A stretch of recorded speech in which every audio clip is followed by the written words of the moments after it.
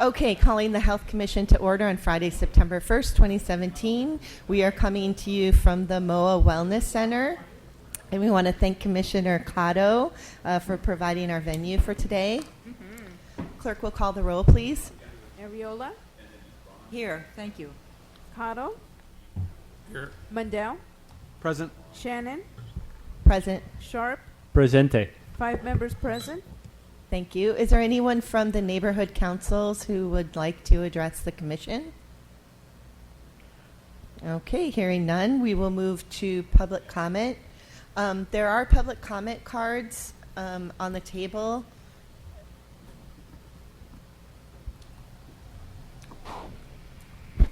Okay, we're just going to give a second for people to provide their public comment cards.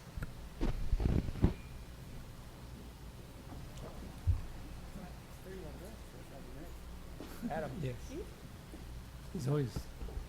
Okay, calling up Adam Cohen from the AIDS Healthcare Foundation.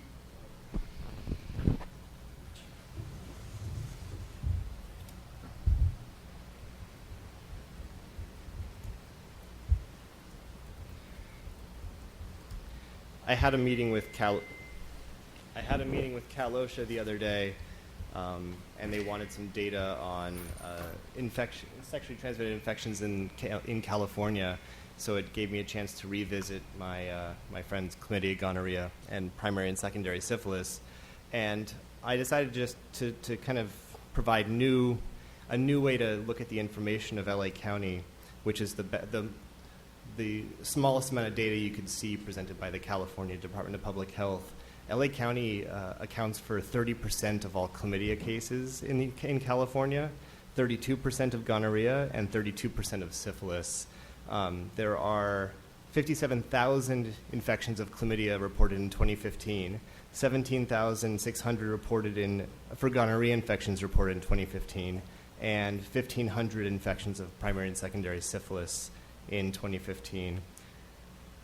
Just enormous rates that have been on the rise since 2000, even actually since the early 90s.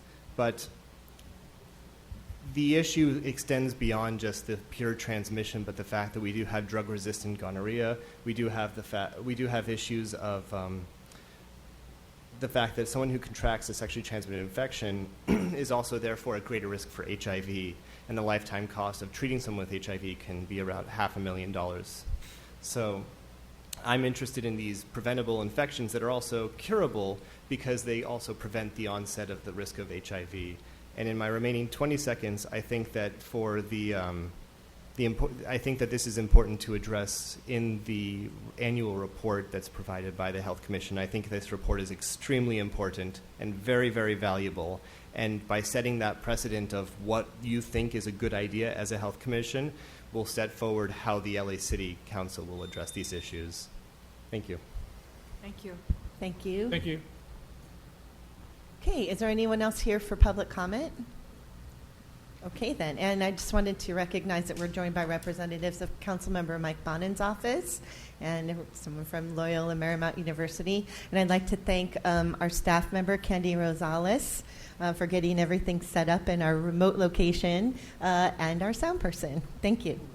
Okay, so moving on to item number 1 of the agenda. This will be discussion and or action on commission budget and or funding. So I can just put a little bit into context here. So our city budget right now provides $75,000 for staff, which is provided for our staff member from the city clerk's office. And we have no other funds basically coming in for the commission other than what we raise from outside groups. My understanding is that we won't be getting additional funding for our report or for any other activities coming from the city itself.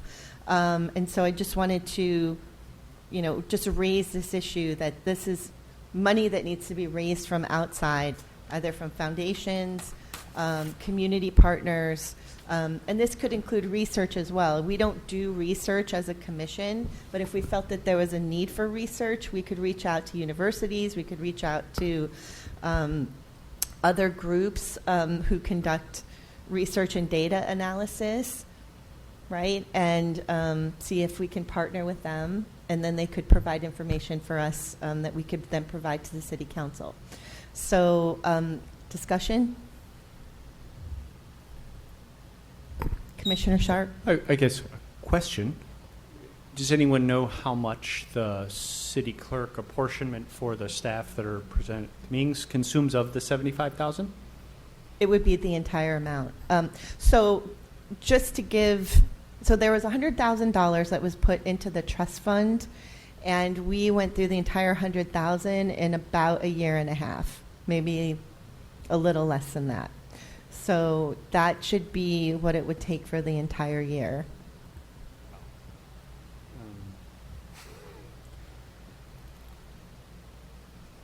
The real question would be, for the city clerk's office, is what apportionment of a staff FTE is assigned to us? 10%, 20%, 30%?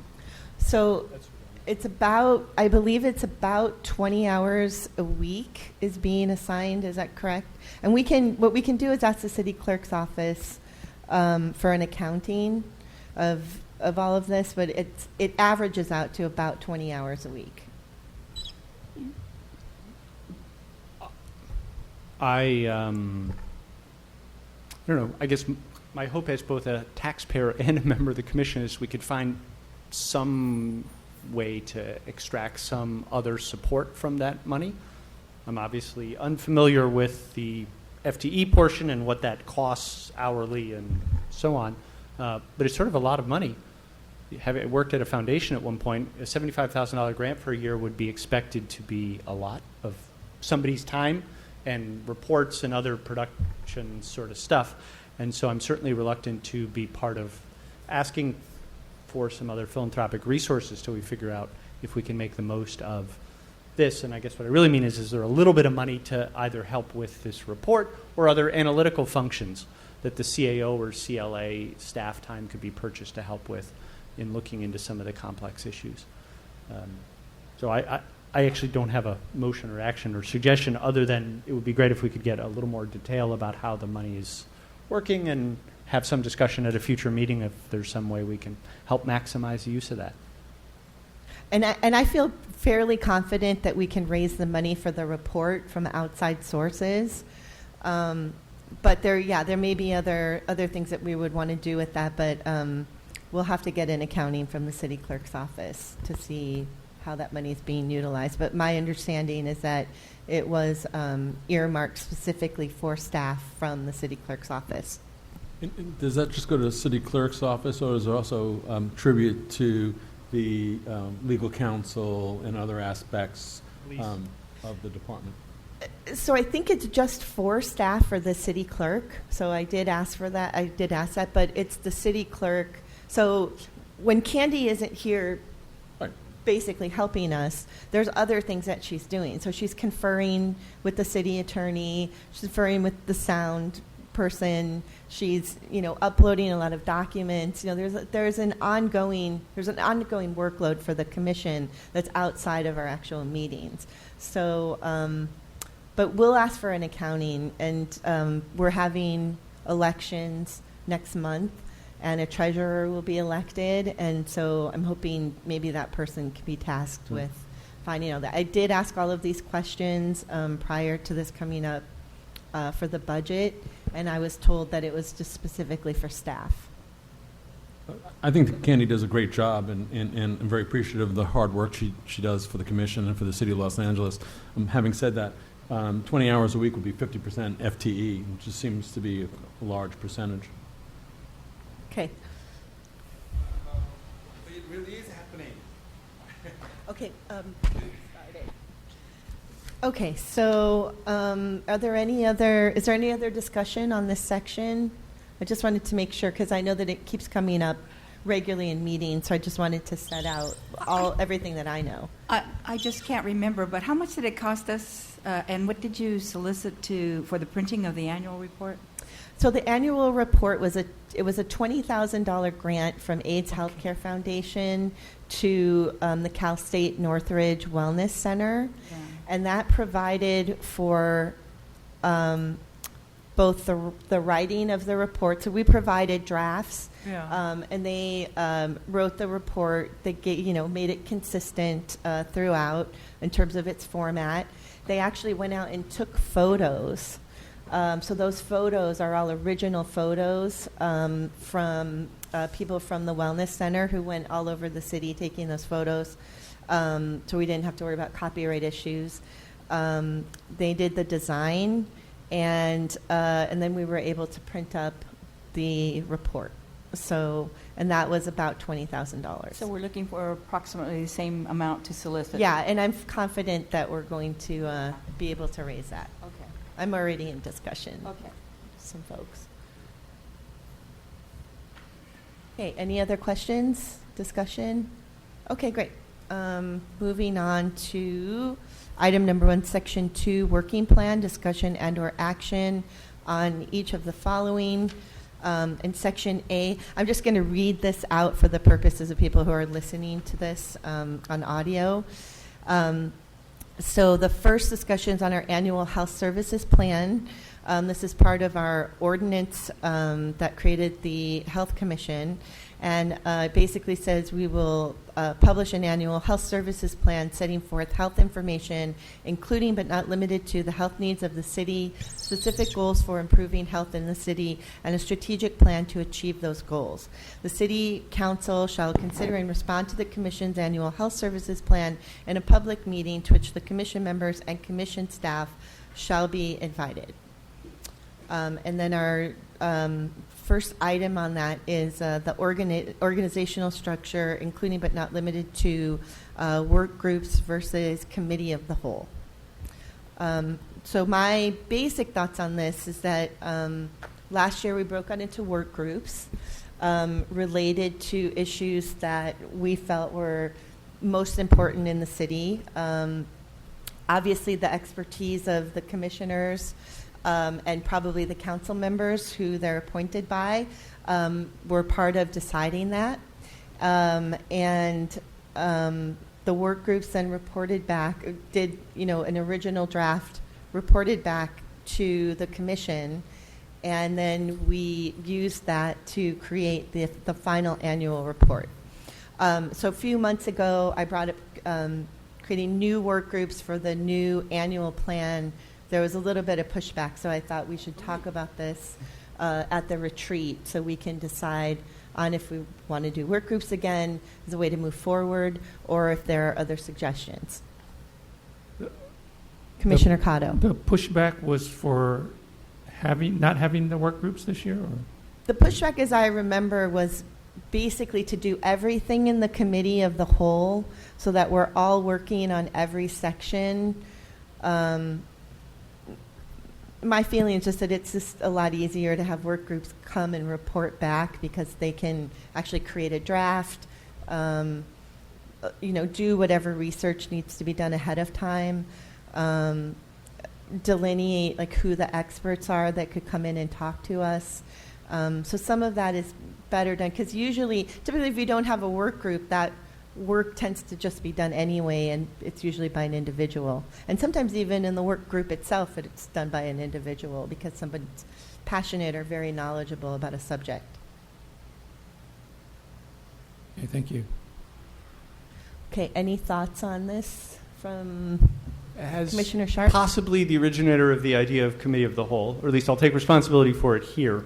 I can't remember if that was something I really proposed or not. But I think there were two related ideas that I welcome reactions, thoughts, and suggestions on. One is the sort of overall question of the scope and use of the health services plan. And then the second is how to get there. And so I'd love to talk for a second about the health services plan, what should be in it, what shouldn't, what's the sort of criteria we use to formulate that. And then perhaps, at least from my point of view, the idea of how to answer that leads to the question of the committee of the whole, if you see what I'm saying. Sort of two separate, one is the sort of goal, and then the other sort of how to get there, right? And my suggestion on the goal around a plan is to acknowledge that this was drafted at a point in time prior to two major developments in articulating city plans. And so I would love us to reconsider the initial intent and see if we can craft something that's a little narrower in the context of our available resources. And so I guess what I mean is that when this was drafted 4 or 5 years ago, the city had not developed its plan for a healthy LA, and the county had not developed its community health improvement plan. And those two very significant and comprehensive approaches to residents' health have been developed. One in the case, I know because I was involved on the funding side, was $125,000 to produce, and the other, I'm not certain how much the county spent, but I know the city one cost $125,000. It's very comprehensive. A number of us used sections of it in this. And so I acknowledge that this particular section of the bylaws was written in the ordinance at a point in time it was proposed there hadn't been a city health plan.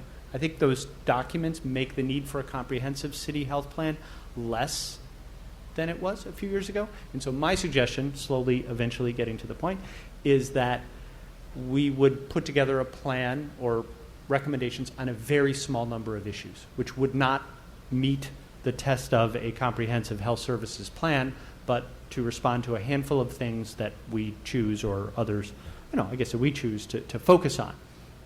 And it is from that concept of a smaller, tighter, I'm talking like 3 or 4 issues a year kind of thing, that it would be, from my point of view, feasible to develop a deeper understanding of the competing points of view and therefore the recommendations in a committee of the whole. If there's going to be 8 or 10 subject areas, we have perhaps heard 10 or 12 speakers over the course of the year, then of course it's necessary to break into working groups to develop it, right? That's why those two ideas were related in my mind, is a tighter health plan on a couple issues could be potentially developed, or at least the recommendations could be developed in a committee of the whole. Let me stop there. Thank you. Okay. Is it okay if I'm going to weigh in really quickly? Okay. So I think it's great the county and the city both have a plan.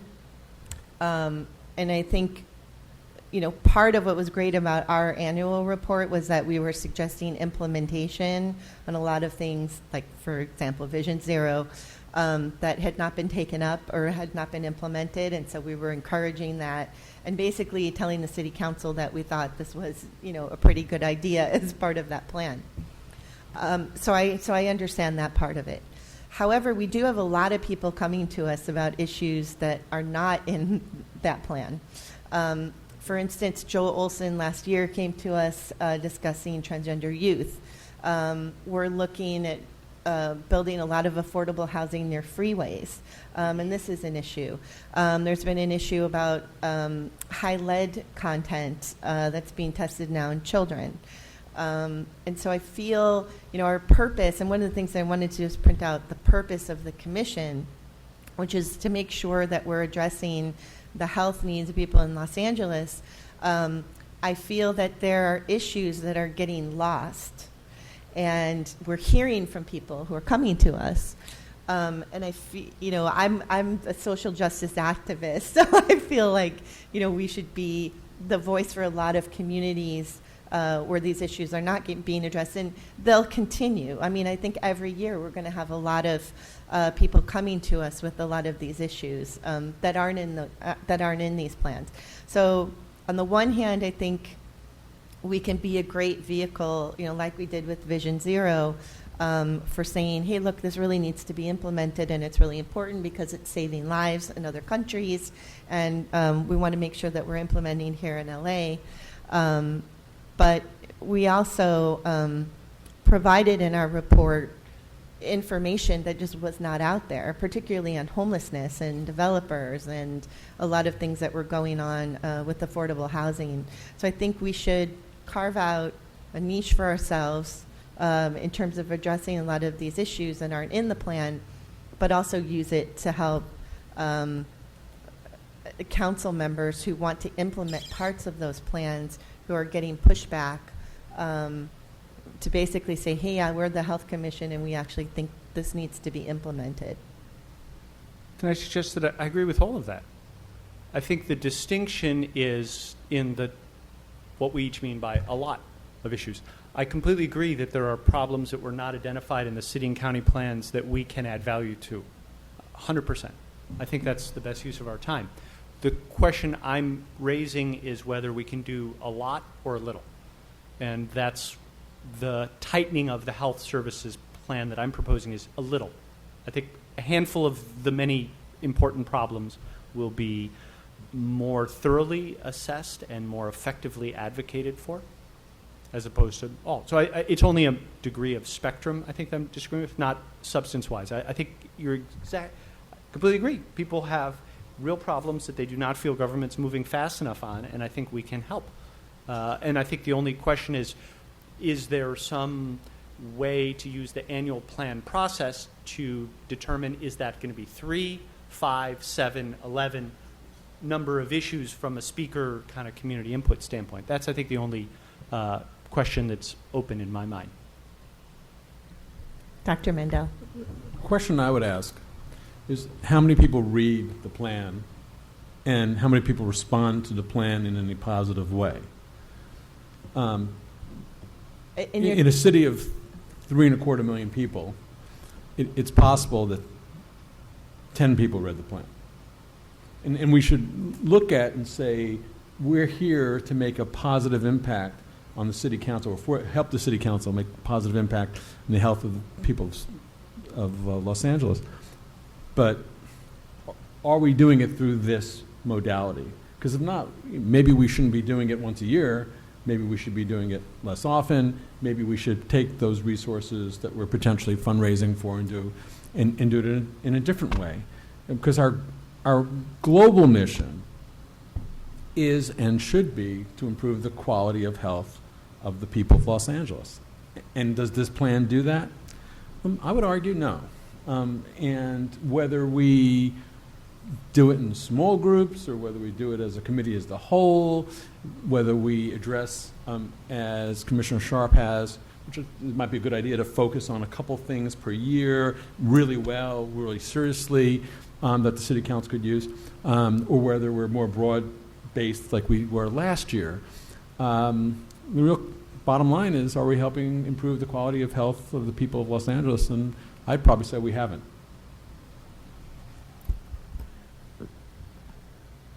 Did you want to speak? Okay. So I'll respond to that. So many more than 10 people have read the report, and I just know because they've gotten back to me about it. So there's different ways that the report is utilized by different people. So, for instance, a council member's office, like Council Member Mike Bonin, who is, trying to implement Vision Zero in his own district, can use the report to say the Health Commission agrees that Vision Zero is a plan that helps to save lives, right? So that's one way it's utilized. So I got a call actually from some, and it's actually been utilized that way. So I got a call from some homeless advocates in Venice who use the part of our report on bathrooms because they're trying to advocate for more bathrooms for people who are homeless in Venice. So it's used as a tool. It's, it's a way for people who are trying to push for certain things to basically say, look, the Health Commission is behind this. And I think when you have a city commission that basically says, okay, this is what we think helps to save lives. This is what we think helps to improve the health of people in the city, and they can use that as a tool. They can use that for the media. If they're going to the media, they can say, hey, look, even the Health Commission report basically says there should be, a bathroom for each for 20 people who are homeless. It can be utilized that way as well. And it's in writing, which I think is also really important. And, it depends. I mean, different people use it different ways. I mean, I'm still using reports that came out, several years ago to help advocate on behalf of people who are homeless. I was able to get legislation passed last year, which was SB 1380, because of a report that came out 10 years ago showing that, a certain way of helping people who are homeless would save money. These reports are used. It's similar to medical journal articles. You may not utilize them right away, but eventually they trickle out into the community, and you use that as a way to keep pushing the ball forward. But I would respectfully disagree with you in regards to medical journals. Medical journals are peer-reviewed, scientifically based, and are analyzed prior to their being published by numerous outside independent people who are anonymous, so they can rip it apart. We didn't go through any of that level of scrutiny in the creation of this report. 1/6 of the national economy is healthcare. The city budget is not 6 times $75,000. For us to have a quality report that could truly be utilized to impact positively the people of Los Angeles and to be used by the city council and other employees of the city or the county, we're going to need to have significant funding, or alternatively, accept the fact that those funds are not a priority of the city council. We could say that, in which case we can still address issues, but let's not necessarily do things that are not going to truly have a major impact. Yes, people can use this and say, this health commission says blah, blah, blah, but each of the points that we brought up already been said by somebody else within the city. Well, we can debate each point, but Vision Zero doesn't need the Health Commission to say it's a good idea. The Department of Transportation of the City of Los Angeles has a much, much bigger budget than ours, and they've done data collection and analysis and have looked at Vision Zero and have published it and discussed it and debated it at the city council level. So us reinforcing that, for the most part, I don't think it has a major improvement. The city council is not going to keep on doing Vision Zero because the 10 members of the Health Commission think it's a good idea to save lives. I just don't think they will. They're going to, the moral and ethical reasons why homeless people should be given bathrooms doesn't need to be said by this council, this commission. Fact of the matter is that I think everybody knows that we should have a moral responsibility to help people have bathrooms in a city that's the second largest city in the country and one of the leading cities in the world. I don't think you need to have a commission say that, but that's just my minority opinion. I think in advocacy, actually, it helps to keep reinforcing, because when the World Health Organization puts out something saying that we should have a bathroom for every 20 people who are homeless, and the city continues not to do that, and the county continues not to do that, then people who are advocating it actually helps to have it reinforced and to have that be something new in a report. If they don't respond to the World Health Organization, which has a $6.4 billion budget, I really don't believe, quite honestly, they're going to respond to us with our $75,000 budget. But again, I might be wrong. I might see city council members running with our report in hand saying, oh, wow, now we've really localized it and we need to do something. Well, because no, if they really wanted to do something, there would be debate in the city council about getting bathrooms for the homeless. And I don't see that debate happening. Well, it will happen because it's in our report, and once we give our report to the city council orally, then we will push for something to happen within the council. It doesn't happen right away. Nothing happens right away. Commissioner Sharp. Thank you, President Shannon. I appreciate the opportunity to have a fuller dialogue about this today, and I appreciate hearing a couple different perspectives. It's helped me get my head together on it a little more clearly. In some, I make the following suggestion. I'm not going to make it as a motion or proposal. I'd just love to hear reactions to it. That we attempt to identify a small basket of issues to develop positions on, which I think is somewhere between what the two of you are talking about, which is sort of how do we effectuate change in the world, right? That's at least what I think in some of the settings is called the theory of change.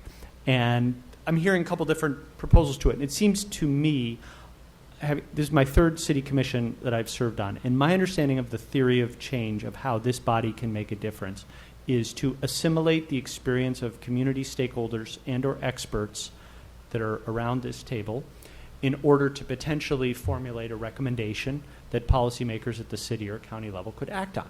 I think that's the theory of change. If that's a working theory of change for this group, my suggestion for how the health services plan fits into it would be to, in effect, summarize or capture in one consolidated document 3 or 4 of those sorts of positions, maybe 5, over the course of the year that were developed through the deliberation of this body and or the input of community voices and or experts.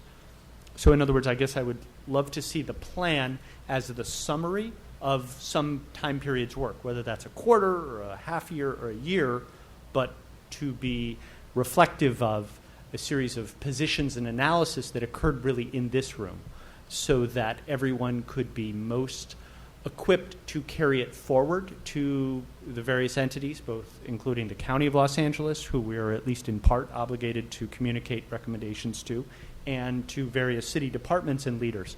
So that would be my suggestion, is that we had planned to do an annual health services plan, and that our issue prioritization is done at some frequency, that you or others could propose, but that the primary purpose of the plan would be to consolidate recommendations which may have been developed at different intervals throughout the year. I think for me that's sort of the challenge of an annual cycle of a plan, is that the decision making at the county board or at City Hall or anywhere else occurs on random timelines, Congress as well, right? And the city's decisions around, for example, the air quality around construction of apartments near freeways, that's really happening this summer. It's under discussion. There's going to be a decision soon that may not synchronize with the timetable of our annual plan. So my proposal would be that we pick a few issues every year that we really attempt to develop a thorough analysis and recommendation on, and that at some other interval, those positions of the previous 12 months get consolidated into a document that's more of a summary as opposed to a plan.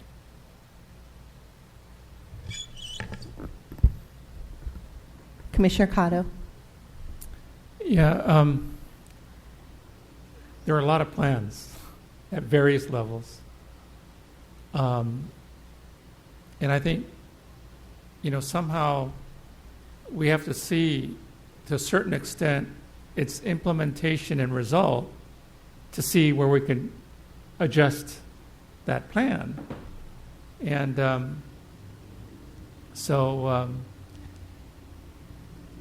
think, with our resources, I agree that maybe we should just focus on concentrating on a few of the issues that, are close to implementation, being implemented, and seeing what's happening so that, we could be making recommendations on action and result rather than recommendations based on a plan that hasn't been, implemented yet. So I think we have to somehow look to see how certain plans are being attempted for implementation and try to track those. I think that would, be a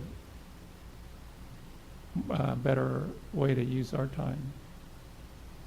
I think that in a lot of ways we can't know. Like for me, I would never have known that the bathroom issue would have been, one of the things that advocates were able to, use. So in some ways, we won't know until the report comes out, how people are going to use the report, how it's going to be a benefit, because things move so quickly. and the government response is much slower. It takes a much longer time for government to, particularly city council, to create recommendations, for that to go through their committee, for it to come back to committee. So the effects of this report, you can see Councilmember Mike Bonin said that he just read it over the weekend, right? And it's been available for several months. So I think, people are getting to it as they understand that there's various issues in there that they're working on or are concerned about. Same thing with advocacy groups. So you can't know is the issue. I think the way that our report was structured last time, which had 3 main areas, right? So we had homelessness, medical services, and healthy living. Correct. Yes. So I think that was great. And, we had 5 work groups. We chose 3 of those, right, to put in the report, 3 of those areas. And then there were just various recommendations in each of those areas. And I thought, in the end, I thought the report was pretty good in terms of making solid recommendations, providing the background information, and how it's used. We never know. Like I said, I'm still using reports from 10 years ago for some of the homeless work that I'm doing now and pushing forward with the state. So that said, we do have a mandate to create a plan, an annual plan. I think, the feedback that I've been getting has been pretty good about the report. And I think if we can at least say that, maybe what we do is do another, 3 sections, organize it into 3 sections again, and then have the working groups decide what the recommendations are or the issues within those specific areas. I think that would really help. I don't want to, I feel like, we're paring down and limiting. I think because basically the annual plan too is a calling card, and if we're not creating an annual plan that's worthwhile for the city, it's hard to then go back to the city council and say we would like more money for our report. So if we're not creating a comprehensive report that's helpful, then it's very hard to go back and try to get more money from our budget. So I don't think the annual plan is something we should be scrapping, is basically what I'm saying. And I don't think we should pare it down to the point where it's not of benefit to most of the council or to most of the people in the city who are looking to the report to be, what our findings are for what the health needs are for the city at the time. I think that, in recognition of the number of items on the agenda and the stakeholders that are here, I think we have 2 different proposed approaches for how to go forward, and I'm not certain we can take a vote without quorum, but I think that each point of view has been effectively articulated, and I think we need to find some way to select the approach that reflects the majority will. But I think we're short of a majority, or am I wrong? Can someone... We're 1 short of a quorum. I think my suggestion is I think we've had a thorough description of the 2 points of view, or roughly speaking, 2 different approaches. And I think we need John to roll off the freeway and join us so we can help select a way forward. That may not have been nice. I very much appreciate Commissioner Hisserick. If you're out there listening on the World Wide Web, we hope you're able to join us. Let me say that nicer. So I don't see how we can move forward. There's 2 different approaches, and I think we have to decide. And I think they've been do this setting, and I appreciate you convening this as a retreat, President Shannon, because it's enabled us to have a little fuller discussion. I now more thoroughly understand your experience and perspective on it. I've heard a couple others, and I think it'd be great if we could break the impasse, and a vote is usually the best way to do that. Okay, so our 3rd item under this is funding and staff. I kind of feel like we've covered that a bit. Are there any other questions regarding that? If there were more resources available, maybe not a question, but just a statement, my perspective is that the best use of potential resources, if another $20,000 comes available, would be to help do some analysis or data work on a handful of issues. That's just my gut hunch. I think we received information from Jim Green, who's the CIO at LA County, that they can provide a huge amount of county data to us on a city basis, but it takes someone with a bit more GIS skill capacity than I think anyone here has the ability to do. And so that would be my vote if additional funding becomes available, to see if we could get some analytic help to do a more detailed profile of the scope of these problems within the city, which the county can get us about 75% of the way there to both taking the stuff Adam's interested in. And I think that would help add flesh to the recommendations, is if we're able to do some data analysis that would probably cost a little bit of money to buy someone to do it. So that would be in addition to the money that we'll solicit as a grant for someone, for some nonprofit, for the plan.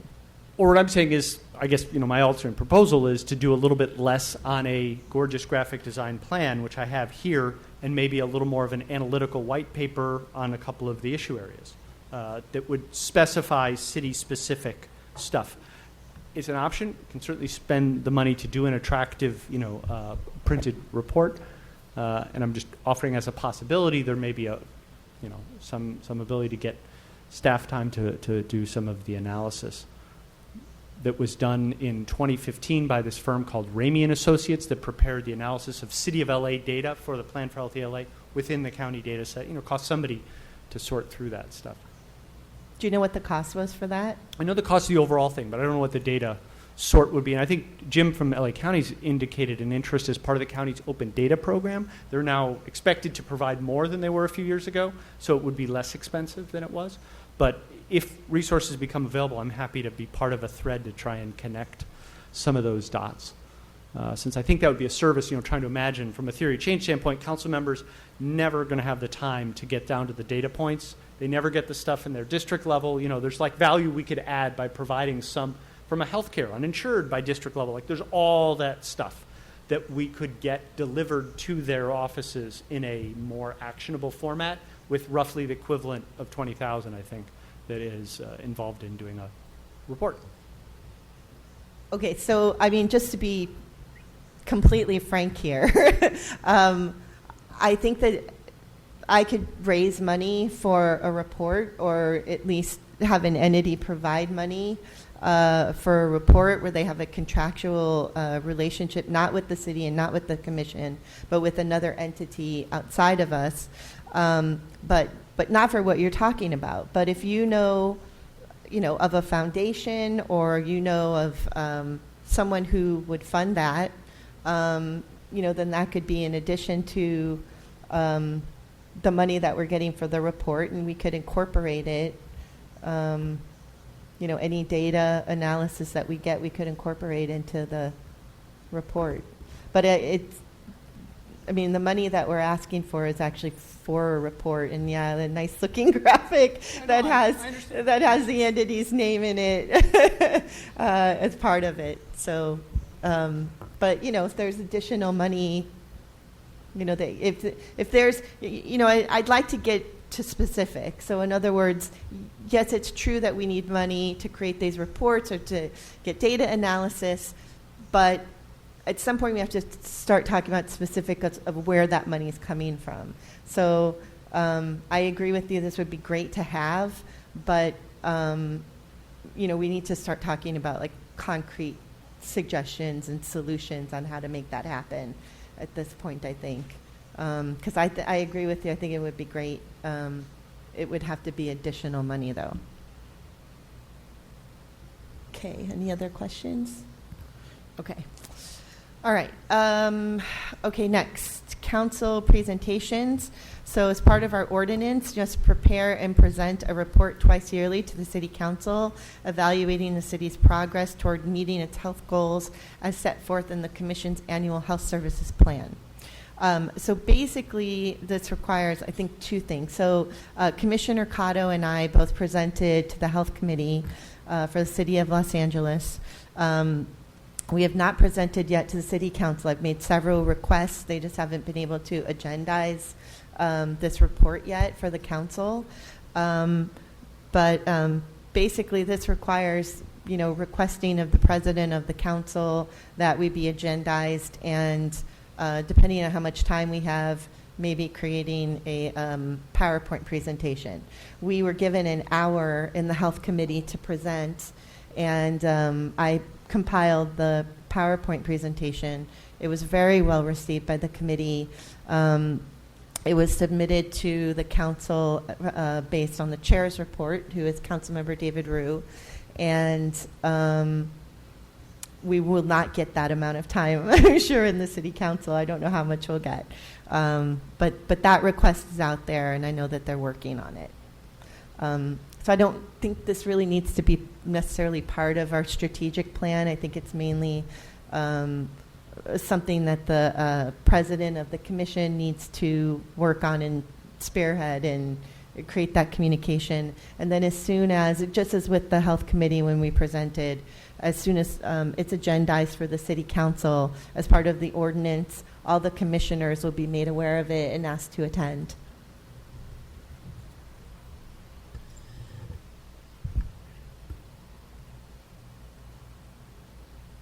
I guess we're short of a person necessary to take action, but I'll offer the following thought in case either this comes up again at a meeting where there's quorum or in some other setting. That's I appreciate the overview of all that. I'm very impressed. You guys did an hour. That's impressive stamina on everyone's side. An alternate approach, I guess, to engaging council on presentations that might be connected to the alternate approach I'm trying to propose around how to summarize the annual work would be to, again, with a small basket of issues, 3 to 5, there's most likely 3 to 5 different committees involved, whether it's transportation being Vision Zero, the separate committee on poverty and homelessness that's looking at that. There's a separate committee that looks at intergovernmental relations regarding the city's articulation of the federal government of threats on legislation.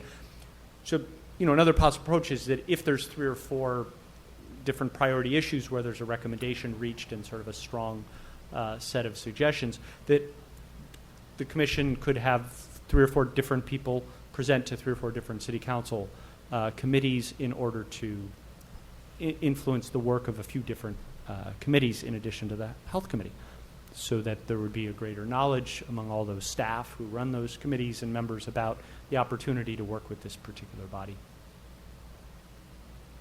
Right. The advantage of presenting to the entire city council twice a year is that you'll hit all of the members of the committee. But I agree with you that also having staff be made aware of a lot of these, it won't necessarily be the same staff person staffing the council member at city council as it will in a committee meeting, is definitely a benefit. So that's a really good idea. Our mandate, however, is not to present to a committee, it's to present to the council. So we just need to make sure that the council is hearing that. Hello, Commissioner. Hey. Okay, great. I know. It's okay. Okay, so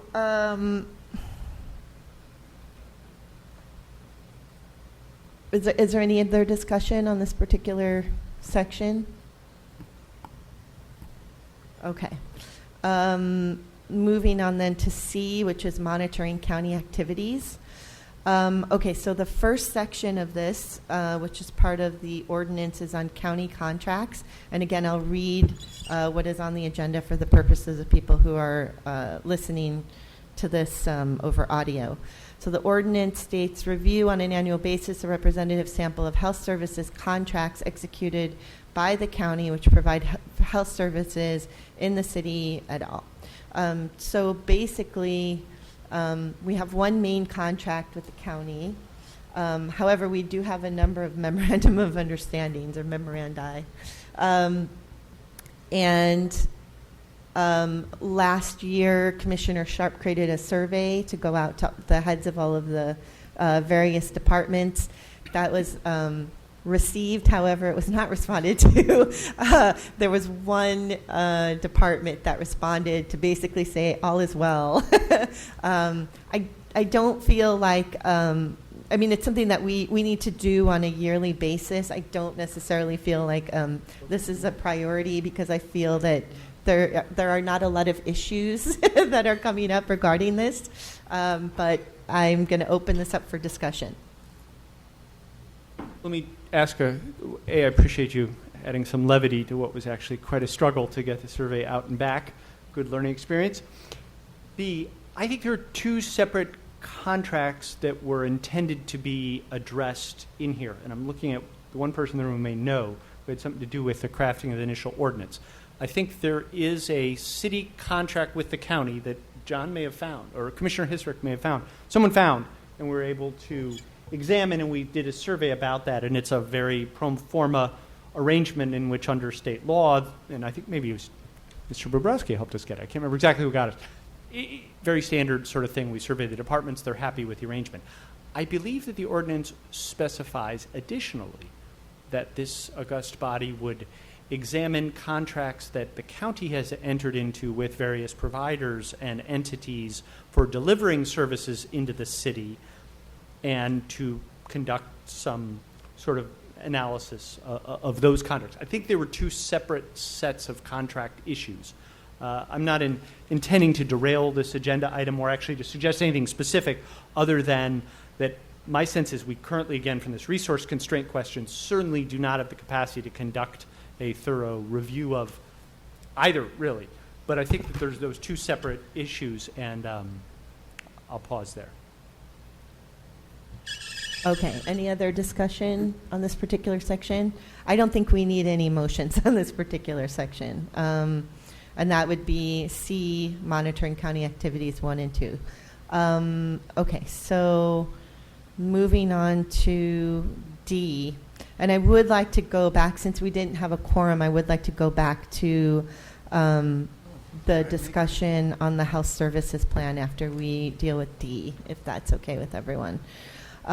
Okay, so D is working with city leaders. Our bylaws, which is outside of the mandate of the ordinance, state that we will solicit input from the mayor, city council, city attorney, and city controller about important health challenges facing Los Angeles residents that the commission might assist with by reviewing available data information, convening experts and stakeholders, and or formulating recommendations.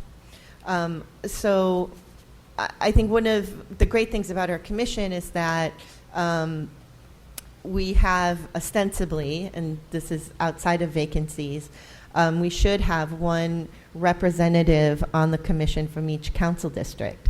So that means that each one of us can be a liaison to our respective appointor. That said, then we have people who are in the executive office, like the mayor and the city attorney and city controller. And I think some of us have relationships with those offices just by our work. I serve with the mayor on a national board. I'm sure many of us have other connections. So I think, even if we can, maybe make recommendations today on who would be the various liaisons, I think that would help. I'm interested in knowing, what the city attorney thinks should be our priorities on health, particularly since they're dealing with a lot of the hydrocarbon issues right now. Definitely we know that Ron Galprin and his office as a city controller is also very interested in health and in doing any kind of like data reports for us or for the city. So, I'm happy to take on Mayor Garcetti and to be the liaison to the mayor's office. If someone else would like the city attorney and maybe another person here, the city controller, I'd just like to get this figured out for the meeting today.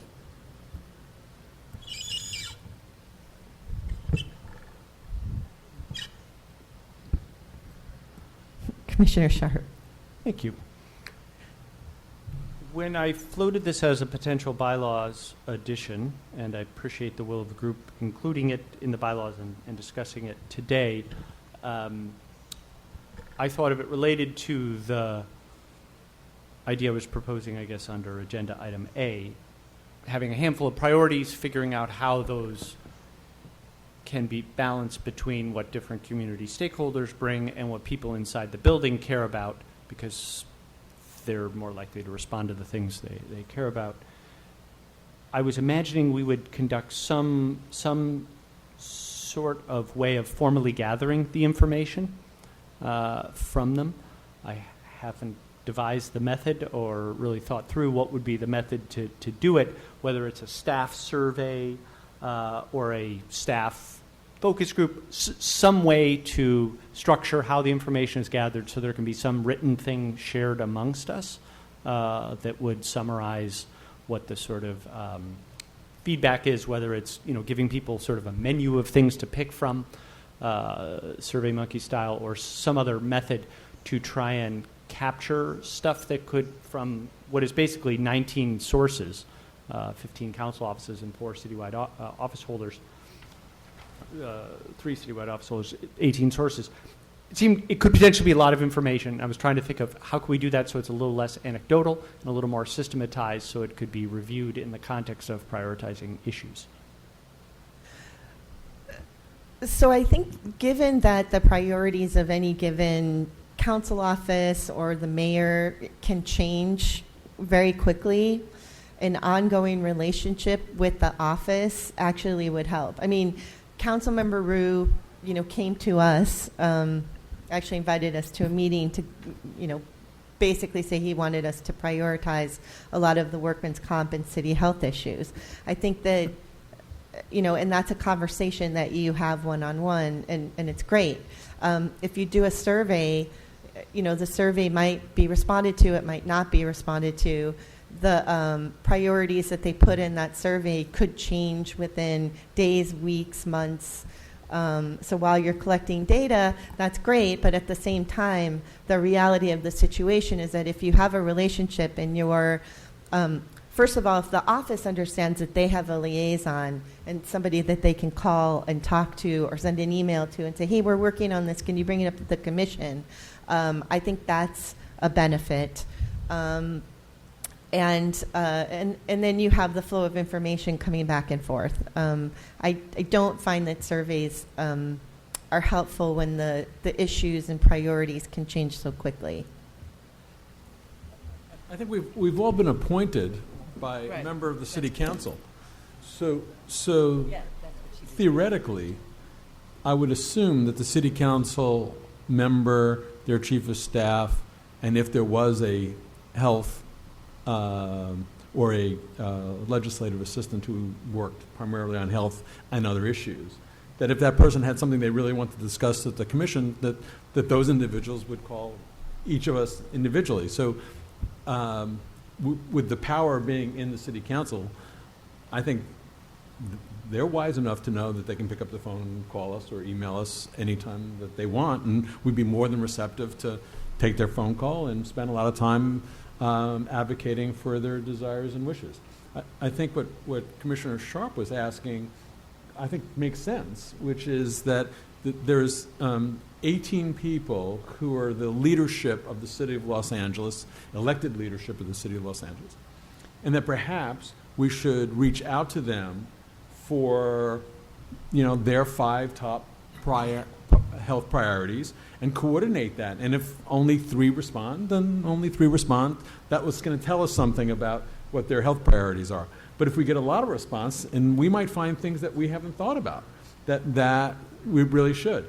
We can then go back to those 18 individuals or their staff members who are responding to our email or our letter and say, listen, we've coordinated the data from the 18 elected officials from the City of Los Angeles, and there are 6 that kind of jump out.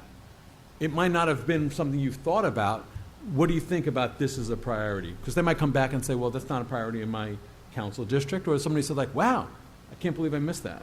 Yeah, I think we really should focus on that. So I think it can't hurt to either an email or a letter. I think emails save trees and also from you as the chair or president of this commission, indirectly through the city clerk's office, will get responded to from those 18 individual staff. I can't imagine they wouldn't respond somehow. We'll find out. If they don't respond, that's an important, I mean, from a statistical gathering point of view, sometimes it's important to know that people don't consider what we think is a priority their priority. That's not a bad piece of information and data to have. It's a good one.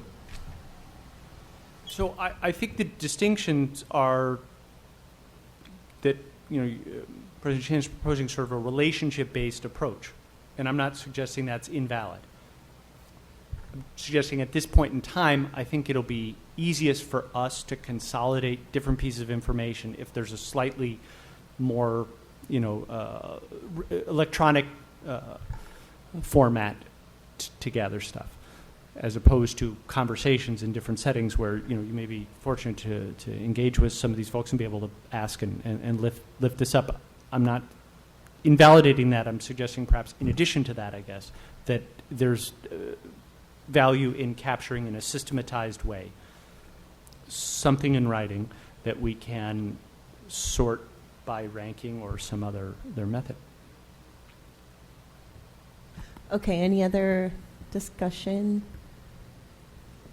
The only other thing I would say is that my understanding is that we currently have 10 members of the commission, and we're supposed to have 15. So it tells you something about the priorities of the council offices of the 5 city council members who have not nominated, appointed, or sought out to get some individual that doesn't have to even live in their council district, but cares about health care and would represent that council district.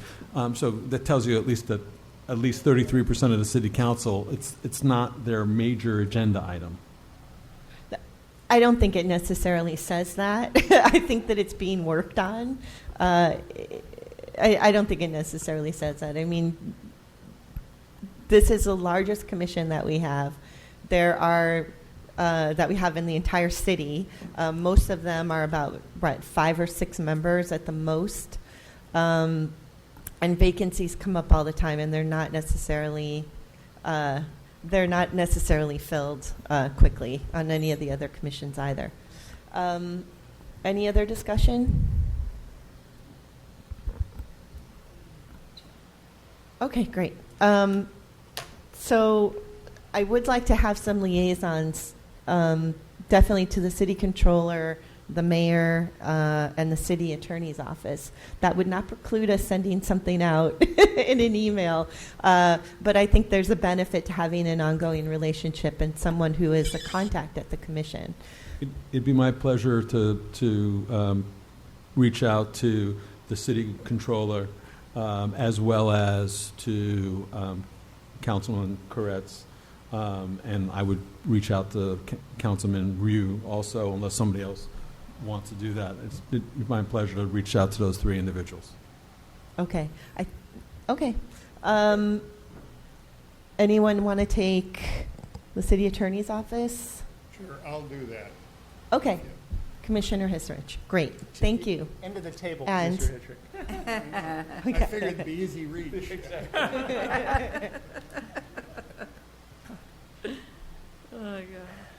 Okay, great. So I'd like to go back to the annual plan so that we have at least, we know how we're moving forward here. I mean, that is really the purpose of the retreat.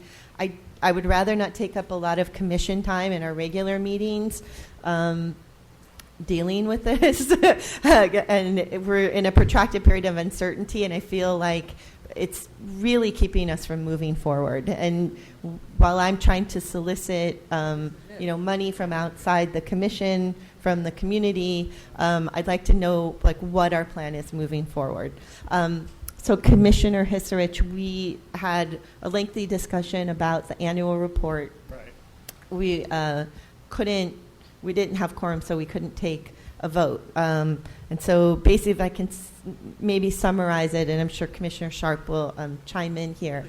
But the real question is, do we want to go back to working groups where people can, make assessments of, what we want in a particular topic. Like our last report was divided into 3 sections. There's health services, healthy living, and homelessness. I think 2 of those sections are still very much applicable. I might add in maybe environmental health, because that seems to be, a really important issue that people keep talking about or coming to us about. So the question is just how we're going to organize ourselves and organize the report. Was there a motion or something? No, there's no motion. I mean, my motion would just be that we, reconstitute our work groups, maybe based in those 3 areas, and that we let the working groups decide what the priorities are, and maybe some of the recommendations, and come back to the commission and let us know, like, what additional research needs to be done, which experts need to be brought in to speak to the commission, and then, just a number of those issues. So I just really find that similar to how the council has committees coming back to them with recommendations and draft reports, I find that it's very helpful to have working groups working on these issues and then coming back to the whole commission rather than the whole commission working, for hours as a whole, as opposed to people whose interests and expertise may just lie in specific areas. And it wouldn't preclude any of our commissioners coming on to these work groups. They could be in 2, they could be in 3 if they wanted to, and we're willing to put in the time and energy. But I just find that, most government bodies are structured this way, and it really helps so that we're not hashing out the minutia in a commission meeting. What were the 3 at City Hall. groups? The 3, well, we had 5 working groups last time, yeah. but 2 of them didn't come forward with reports. So one was on the oil drilling, and for obvious reasons, we didn't come forward with that one. And there was one other one that, wasn't, I don't think there was enough interest level there. So we ended up doing homelessness, healthy living, and medical services. Yeah. So we ended up with those 3. Now, I think I wouldn't say we've exhausted homeless issues, but I think we have a pretty comprehensive section on that that advocates can use, in the future for the city council. So I don't know if we necessarily need a section on homelessness this time, but we may want to do like environmental health. There's, some of the issues like, the fact that we're, trying to put up affordable housing near freeways and, what that means, and, potentially let in our water, and, what Congressman Liu keeps talking about, which is that we could have another Flint situation here. So just looking at that. And then we've also heard from people working on food security issues and hunger. May I present the alternate approach that we were discussing earlier? Yes. Thank you. So you heard one proposed approach forward, which is similar to how the project was assembled last year. The alternate approach, Commissioner Hisrick, that we discussed at some length earlier this afternoon, is to think about it less as working groups or committee of the whole than thinking about whether or not we are doing a significant annual health services plan, or whether we would put together something smaller that summarized the positions the group as a whole takes on a very small number of issues, based entirely on what is discussed and deliberated and agreed to in this particular group. So that's sort of the alternate approach to, let me pause. And Breaking out into groups. You see it operating in the whole time? Yeah. Not in groups? What I'm proposing is fewer issues to be dealt with entirely in this body, so that everyone can benefit from hearing the same expertise and to formulate judgments and or disagreements regarding the subject matter, and that the annual publication, I guess, would be a summary of 4 or 5 priority recommendations and or actions that we suggest the city council and or county undertake. My one concern I would have is that realistically, given the size at the moment of the group, to start breaking up into 3 groups, which I understand, doing, but it'd be pretty small groups. And I'm not sure we would, like 2 people here. I mean, as you say, people could participate in all of them, but if they did, they might just as well participate in the whole thing. I mean, I have a hard time splitting it up, not conceptually, but just logistically, if you will, in terms of the number of folks. I mean, for example, the medical services area is one that interests me. Within that, I think there's a continuing need for mental health services, which is unmet and should be addressed, but we could do that collectively rather than Howard and I going off and talking about it or something. I don't know. I just realistically, if we had all 15 members, maybe it'd be a little different. So at the moment, I'm inclined to that, but willing to. Well, I think our homeless work group only had 3 people in it. I mean, most of the work groups were fairly small. How Right. many were in healthy living? 2 or 3. Okay. The challenge was twofold, I think. One, I think there's three challenges. One, there's some question as to how a large comprehensive report gets consumed. And we talked about that at some length, Commissioner Hister. We're not going to rehash that discussion as to what's the utility of a spectrum of products that can come out of this group relative to the effort. The second is everybody's spread thin. Everyone's a volunteer. No one's being compensated for being involved. No one's doing this as part of their daily employment. And so it's really on us as far as investing a lot of time and effort. If that can be consolidated, it will get better quality out of everyone. My understanding certainly is that President Shannon spent an enormous amount of time putting together the different sections of that report. And I think it's better if the workload is most evenly spread among the commissioners, which I think is easier to do in a group as a whole when there's a very small number of issues. And then the third question being sort of, are we covering everything that people bring in front of us and any sort of problem out there? Or are we going to have a prioritization and a very small number of topics that we attempt to dig into with enough depth to make a substantive informed recommendation to the council? I think those are the distinctions in the 2 different approaches that you're hearing about. If I may just ask a question. I apologize for being late. I get lost every time I come to the west side, and I left my house at 3 o'clock and got here at 5, so traffic was thick.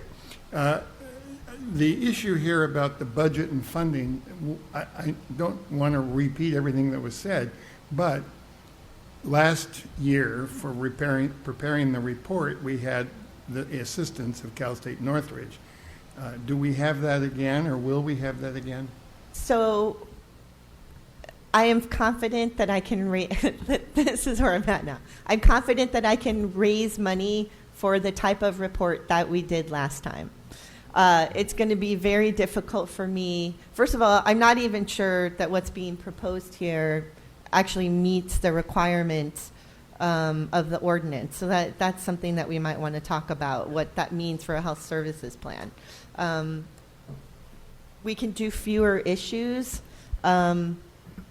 I think I'd like to come out of here knowing what the subject headings are going to be. So I'm confident I can raise money for the type of plan that we did last time. If we're going to change it and I can't bring that report and say, we need money for something similar to this, which is, it's a glossy report, with the sponsor's name in it. It's kind of what most of these foundations are looking for, right? In terms of when you go to them and ask for money, you need to be able to say, this is what we've done. And I'm just saying that the more that we create a body of work that's similar to that, the more likely it is, I think, that the council, and maybe take up more than just a few issues, because, council members will have different issues that they're working on within their council districts, community leaders also. But as we broaden out a bit, we're actually more likely to be getting money than by just narrowing in. If I am working for a foundation and someone isn't necessarily working on issues that I think are a priority, or it's going to be thin, I don't know how much money I'm going to give to that. I mean, that's just But the that's nature of the beast. That's a tail wagging dog thing, I guess, from my view. The primary purpose of the commission is to advise city leadership on health needs of residents. And I'm proposing that is most effectively done through selecting a small number of issues, delivering clear recommendations in a timely manner that can influence the deliberations at the city or county. The ability to raise resources to publish a good report I would call as a bonus, and I wouldn't consider that a factor in driving the selection of how we spend our time, even though I get that it would be great to do. But I think the primary criterion that at least I think of is how can we most effectively use the time and expertise of this group of people to most powerfully change laws, regulations, implementation, and budget to improve the health of residents. And I'm suggesting that's most accomplished by the effort being limited to devising and advocating for a small number of recommendations on the basis of expertise and testimony that comes here as a commission. The model that you're describing is absolutely how community organizations can and should work in terms of drawing in resources, trying to come up with a big comprehensive vision that a number of folks can attach to and work and move forward. That's true, but as a commission that its primary role is advisory to the city policymaking apparatus, I think our responsibility is narrower and tighter to formulate a handful of recommendations in a public setting, not in working groups, and to deliver those in a timely way that moves policy. So first of all, the report as written can and will help move policy. I have no doubt about that, number one. Number two, that's right, we're supposed to report back on the health needs of the city, people in the city of Los Angeles, and that's at any given time in terms of what is a priority at that time. So then what are we not going to be covering? Sexually transmitted diseases, affordable housing being built along freeway corridors? Are we going to leave out lead in water? And then when something happens in the city and people look at the commission and say, well, what are you working on? And we said, well, we've only decided on a couple of priorities, and I'm sorry, but you're going to have to go somewhere else. I'm not sure how, given the reality of the fact that we live in a really big city and there are a lot of different health issues, what are you proposing in terms of the issues that we will actually work on? I think you proposed three terrific ones, and I would be happy to vote in favor of investing the time and effort to formulate recommendations on those. And if we can complete and produce good recommendations and results on those, then let's take on more. Those sound like three good ones to start with. Well, I think like in the last report, section 2 and 3, healthy living and medical services, they're very broad topics. So, I mean, they cover, for lack of other words, a multitude of sins. So, each one of them. So, if you could keep it to like simplified like that, I think it'll be easier for them to digest. And easier for advocates to come forward to the commission to bring their individual issues, whatever that they want to have addressed. But if we're only working on those issues, okay, so let's say, I just need to know like how this will actually work and what people are signing on to. So let's say we only work on the three issues that I just proposed: sexually transmitted diseases, building affordable housing along corridors, lead in our water. When we have people come and testify or ask us to work on issues, why would anyone do that, or why would they want to, if they know that we're only going to be working on those three specific? It just seems so limiting to me that if something happens, like for instance, there was a death due to West Nile virus. Now, I don't necessarily think one death in West Nile virus is like a priority for us, but what if something does come up, like Zika virus again, or we find that there's some other, growing health issue. I don't want to sign on to something where we're ignoring that and not responding to it or not putting it in our report, because that may be something that is huge and has happened during the particular year when we're writing our report. So in response to your question regarding how we would engage with stakeholders that bring content forward that's not on deck, so to speak, I believe that in each of those issue areas, there's other local government structures that are designed to utilize citizen input and formulate recommendations. There actually is a county public health commission. There is a series of there's a city public works commission that's looked at the standing water around that. So there's different venues that may be an imperfect fit, but there are other ways in which citizens can engage their policymakers to solve problems. I'd feel more comfortable telling folks that this group has selected a handful of priorities for the next 6 months. We're going to do due diligence on each of them, than being able to tell folks that we're going to receive a wide range of input on a lot of different things and sort of paste it all together. I think it's more effective, and I feel more comfortable telling people that there's a focus, at least for some period of time, whether that's 3 months or 6 months or a year. If I may, it seems to me that one of the things would be that whatever we try to do ought to be something that's within the city's purview to accomplish. I mean, there are issues that are of concern to me about emergency medical care, but I can't really think of very many ways that the cities can address them. Similarly, there may be for housing and so on some zoning issues that can be addressed, but I just would like to keep it within the realm of things that the city can do, that city council members getting a report say that's something I'm interested in, I could do something about, and have the governmental authority, if you will, to get into that arena.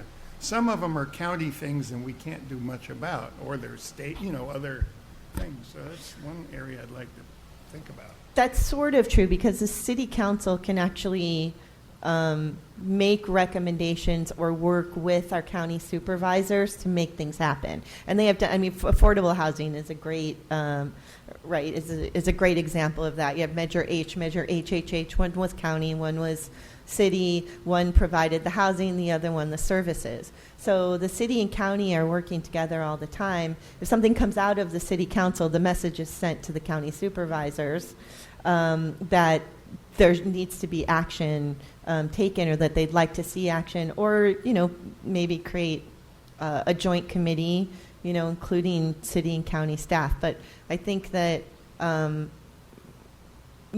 one of the reasons. We're a health commission, and the reason that the commission was started was because the city council didn't want to create another health department within the city. But the reason that they wanted the city to have its own health department was because they felt that things were not being addressed, or there wasn't quick enough response. And I can't help but feel, I just feel very responsible. And I feel that, I don't want people to look at this commission and say that we're asleep at the switch, or that there was, some big impending health issue that came up and that we were ignoring it.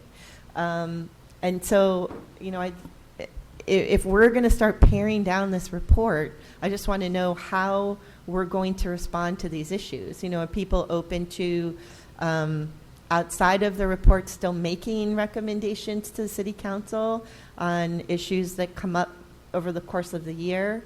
Are we, open to these motions and, passing resolutions? What is that going to look like? Because I don't feel comfortable ignoring something that's happening. Well, I think we are ignoring things that are happening.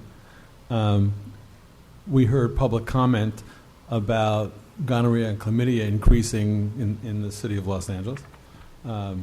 We can make an argument that homelessness is a public health issue, and that's increasing dramatically, and it's going to get worse. We know from the last presentations about food insecurity that food insecurity is really not food insecurity. but is really an issue of home, the percentage of income people spend on housing, apartments, or homes, and until that problem's fixed. I can make an argument that we don't have enough paramedics and firefighters. I can make an argument that 911 response times is not adequate for a modern society. I could make an argument that we need more police officers to help.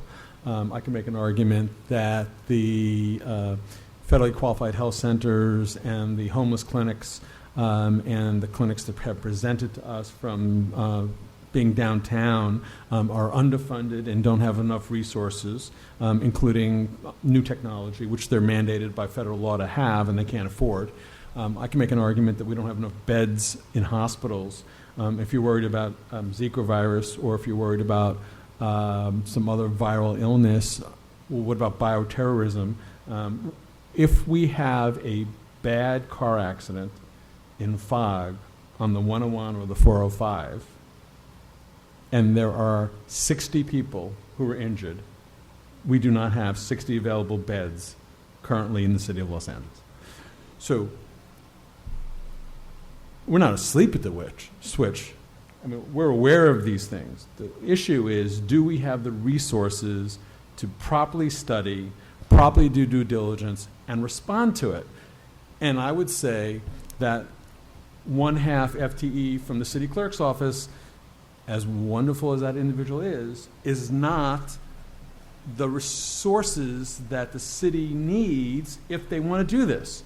Or alternatively, I'm very fine with saying that the city doesn't consider a priority, they have other budgetary concerns and or responsibilities, and they're allowing the County of Los Angeles and the state planners for health, and some federal planners as well, to address the big issues, and they're not going to look at it as a priority. I'm very comfortable with that because they're our elected officials representing the entire city. I mean, what I would like, I think we ought to have 3 PhDs and 15 graduate students or postdocs doing research into the needs of the health of the people of the city of Los Angeles. I just don't see that in a budget. It's not in the budget. That's why we go outside of the city to actually raise the money. We did have Uduak here. I think he left. He's our Petroleum Administrator. But he actually came to myself and Helen prior to the last meeting and said that there's a chromium-6 issue where there's chromium-6 dust that's ending up in water sources, and people are breathing in, and, you know. So what do we do about that issue? What do we do about Councilmember Rue, who came to us and asked us to work on workman's comp issues and health issues for city employees? In response to those two and the other 3 that you identified earlier, my suggestion would be that we vote to prioritize, and we attempt to formulate recommendations based on the resources assembled at this table that we currently have, the real resources, which is limited. And after we've achieved that short-term objective, whether that's 3 months or 6 months, to formulate and communicate those recommendations, then we identify a list of additional issues. So I agree that there's all these problems. I just don't see how, I guess the underlying distinction in the perspectives regarding the 2 approaches to the annual plan is, I am less confident that a big is likely to lead to results on each of those issues because we identify them. You've shared numerous examples how, from your experience, having the recommendation available to a community advocacy partner in one way or another is helpful to their moving forward. I mean, you've made that clear. There's just different perspectives around the table regarding the sort of theory of change, how this particular entity influences the world. And my suggestion is that we articulate 2 different approaches and we try and vote on them in order to move forward with a series of steps to implement in some way the first agenda item. Okay, is there any other discussion? I'm sorry, the first agenda item, just so I'm clear, is discussion or action on commission budget? That's the first item on the budget? I'm sorry. Yeah, but we're on the A. second. I apologize. 1, 2. Okay, so, Working plan. Yeah, we're on 2. We've reopened 2. okay. It's item 1, section 2. So, Council member, I'm sorry, Commissioner Mandel. So I would just say to Commissioner Sharp is I think that we could come up with 10, 15, 20 priorities and then amongst ourselves They could be combined. vote on 3 of those and address it so that we don't have to in the future sit there. We're going to have something, this is what we're planning to do, but we're going to intensely look at, say, the top 3 per whatever unit time you want to say, 6 months a year. Can I ask a question? How will we Commissioner determine the Cotter. criteria? Or just through discussion? Well, there's different criteria that we're each using in this conversation, right? And it's a matter of presenting those criteria to each other in a way that's compelling and convincing, and then the group selects what it thinks is best. The criteria that seem to me most useful to use in determining what priorities are is, first and foremost, whether we can be influential in moving a decision. And I think that has to do, in my point of view, of timing and the extent to which city policymakers are considering something, et cetera, whether there's resources to adequately analyze. I mean, there's different sorts of criteria we can each use.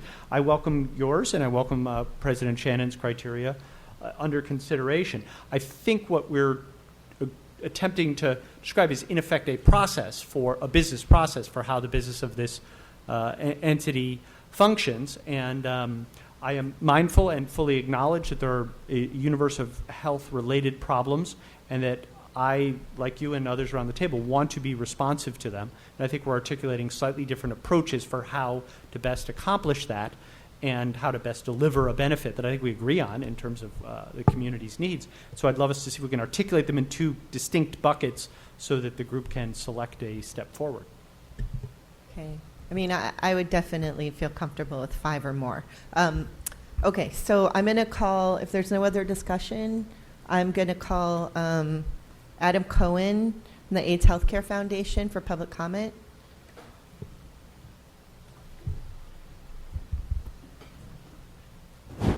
I've been going to the Health Commission since the beginning. I was not part of drafting the language, but I watched the process go on. I was still a consultant getting my PhD at AIDS Healthcare Foundation. I think that I don't know if it's possible to focus on just a few issues or even 5 or 6. I mean, even with HIV, it's not just HIV that's an issue. Housing has to do with HIV. Drug abuse has to do with HIV. Opioid addiction has to do with HIV. It's the social determinants of health that need to be addressed, not necessarily just one specific issue, because they're all just interconnected ultimately. But, I mean, I'm very critical of government groups and my representatives, and I've testified in front of many different government entities, but it's not that I don't have faith that they're going to do the right thing or that they're interested in making sure that this group thrives, but I think that you have that opportunity, and I don't think that we need to necessarily dismiss this group as something that can't have its potential just because the money is not necessarily there. I mean, you are all appointed to do something very, very good, and you have the opportunity to actually influence the LA City Council, which can then go and influence the LA County Board, which can influence the CDPH. The document that you put last time, I mean, I've read it, and a lot of people that I work with have read that, and we were very impressed with what you were able to produce just in the first year, with a lot of pushback, or should I say, people who just had zero interest in seeing what you had to offer. I think that document has incredible value as someone who has to speak in front of Kalosha groups in order to say, not only am I saying this, but others are saying this as well from official sources. And I think those, even if you're small, that adds up to, enough of those people can add up to create. I'm not speaking coherently because I'm worried about the time. I'll just, last sentence.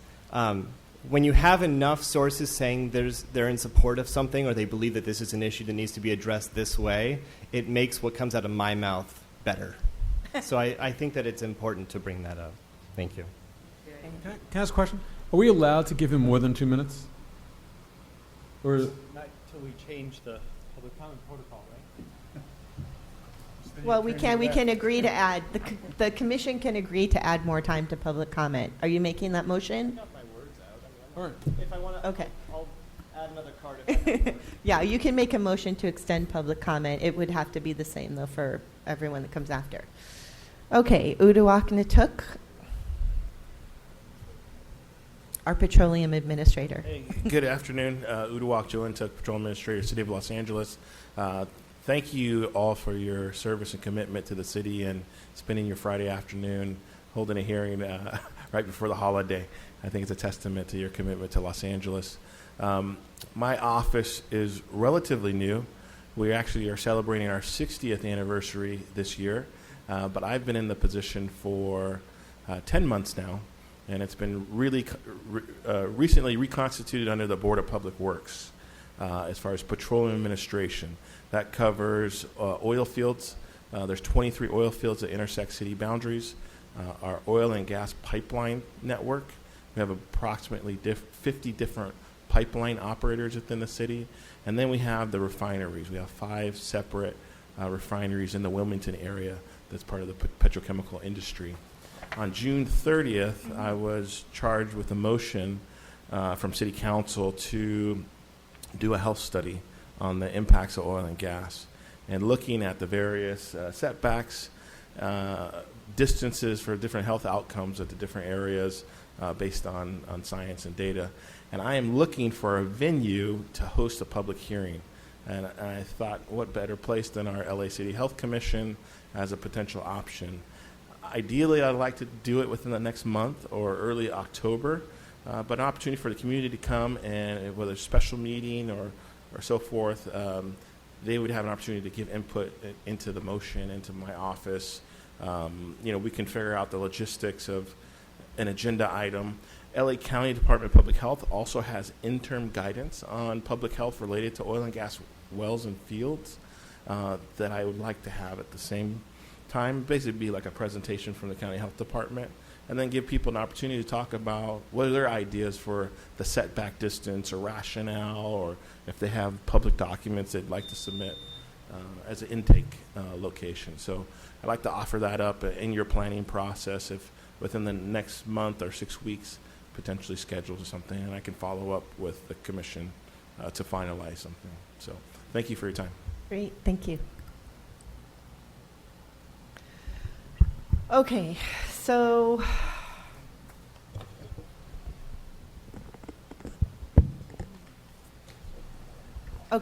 getting back to the work plan, I mean, not the work plan, I'm sorry, the annual report. I think at this point we just need a motion on how to move forward. So I'll try something out, and we can keep talking about it. I'd like to move that in filling its obligation to meet an annual health services plan, that in 2017 the Commission identify a very small number of priorities to examine and address as part of its health services plan. And I guess small number, my suggestion would be less than 5. To be resolved in a committee of the whole. I think that's sort of the most distinct approach from the previous year's approach. So that would be the motion I guess I would make. Is there a second? Second. Okay, it's been moved and seconded. Discussion? I basically think that I can't vote for anything that's less than 5. I think, at the very least we need 5. I mean, there were the 3 that I mentioned, which was, housing along freeways and the lead and trying to remember what the other one was. The sexually transmitted diseases. We also have a chromium-6 issue right now that's percolating up that really needs to be addressed that Uduak had come to myself and Helen Ariola about. 5 very specific issues that we're working on I think would be just the bare minimum When you say that we're working on, that we're working on to put into the report as recommendations to the city council, which hopefully will lead to motions. right? I agree, and it seems to me, I guess the discussion behind, or actually, I've said enough. Let me stop.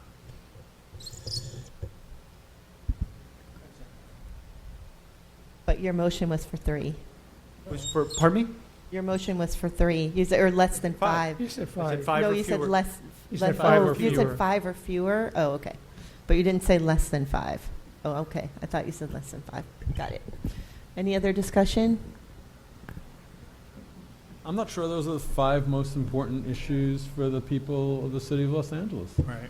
And I think that's where we need input from the city council offices, the mayor's office, the controller, city attorney's office. I think we should get their priorities. I mean, we can make our own priorities. I think the number one priority to improve healthcare is to improve access to healthcare.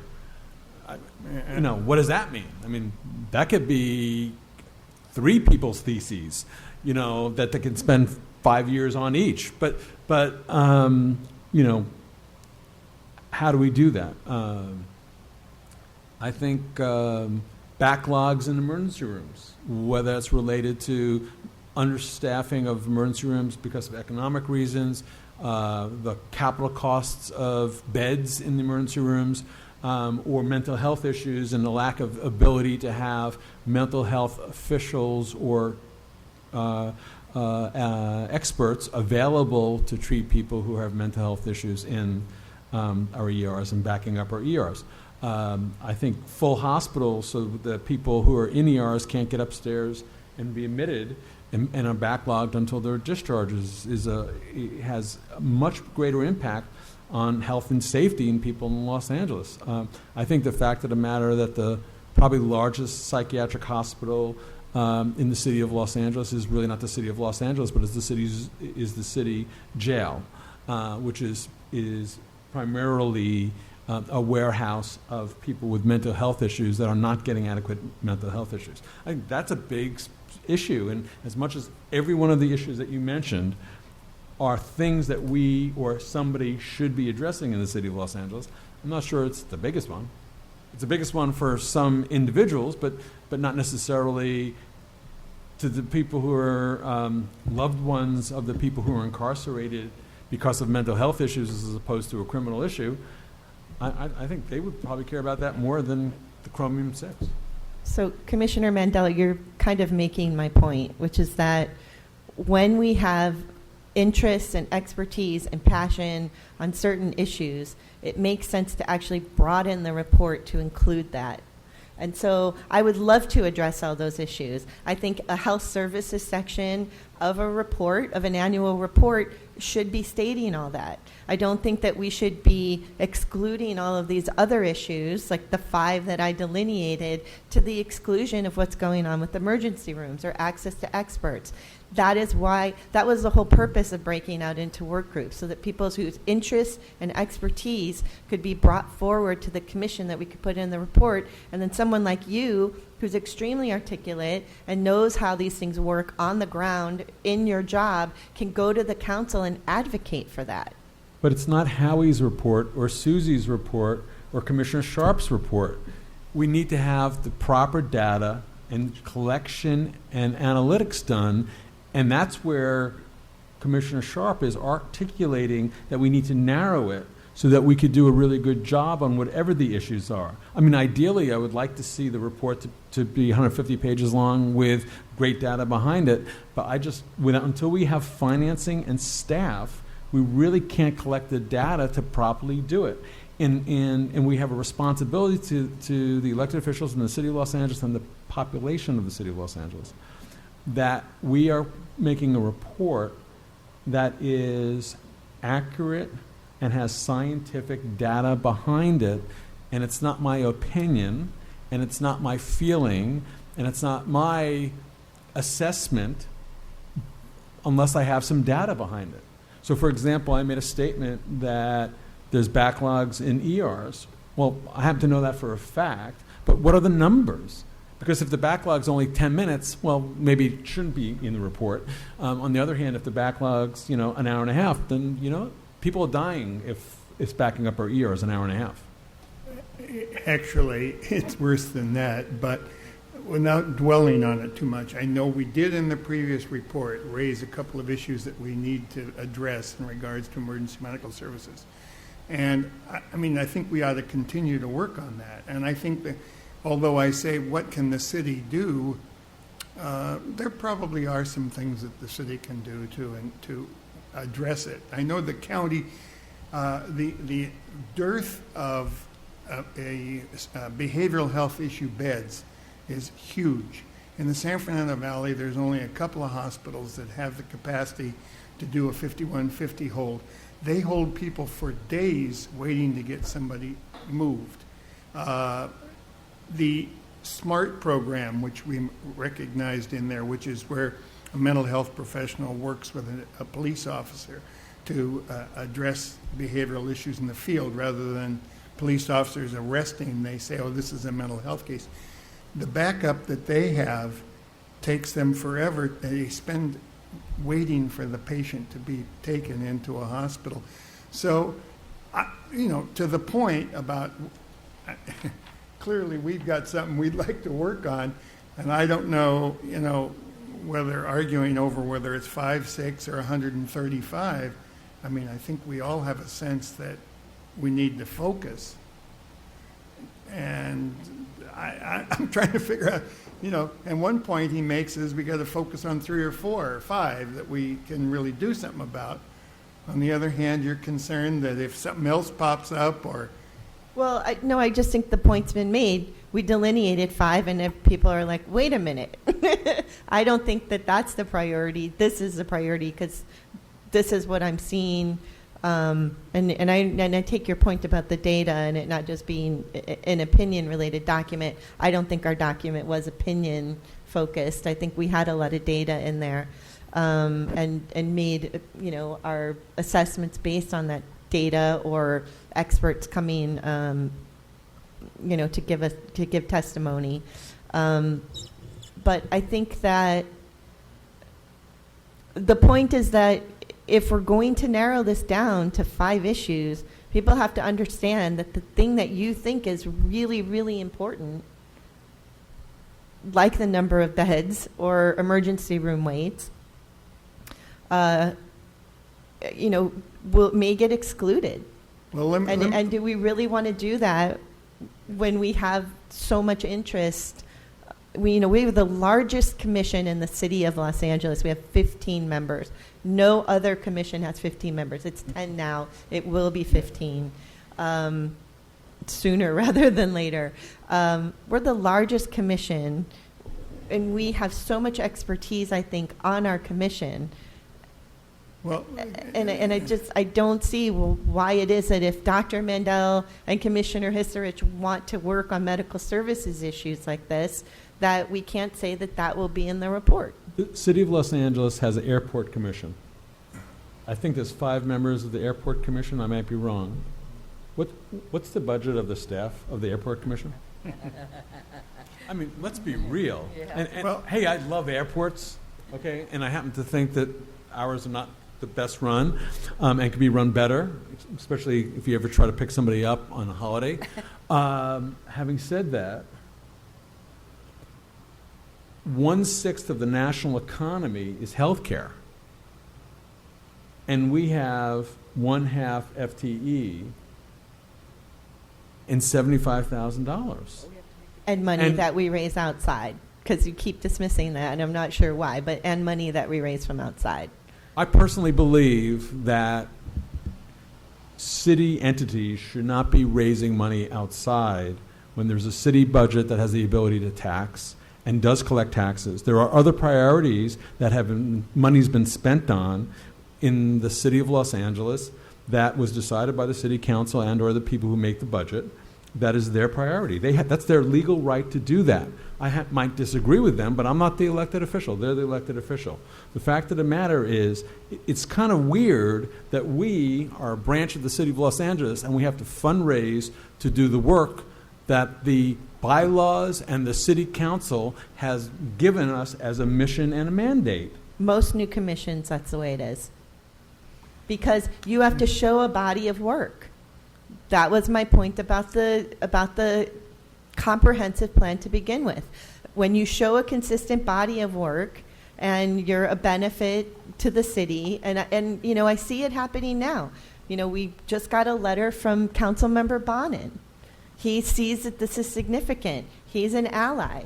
He's going to move for us. We didn't have our report out when they were, you know, doing a lot of the budget, you know, the budget guidelines and looking at that, and we're new. Each city councilman member has about $1.5 million each for discretionary funds. Let's just ask them each for $100,000 each. We'll have $1.5 million, and then we can hire some staff to do some serious data collection. I mean, it is the city council's right and mission to make decisions on how they want us to function. And if they want to give us a small amount of money to basically have minimal staff support, that's their prerogative.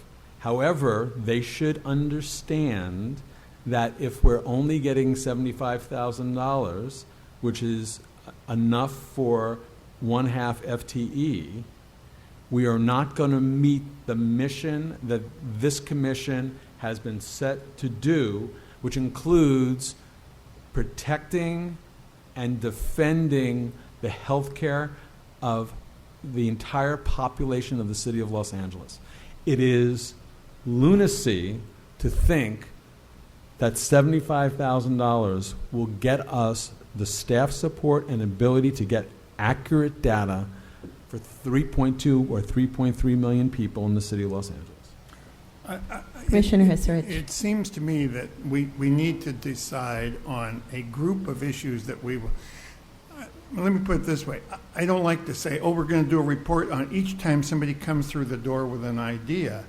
You know, I mean, that's sort of like, oh, okay, there's a problem. Yeah, and we haven't. I mean, we heard from a lot of people last year. And I think we need to focus it a bit, you know, and preventive care, all right? In prevention is, I mean, you know, like the sexually transmitted disease, maybe that's an area. Environmental issues might be a housing, et cetera.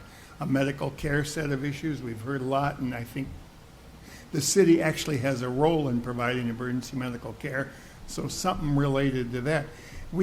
I don't think we can do it here, but I think we need to focus on a set of issues that's doable and not just reactive each time to, oh, that's a bad problem.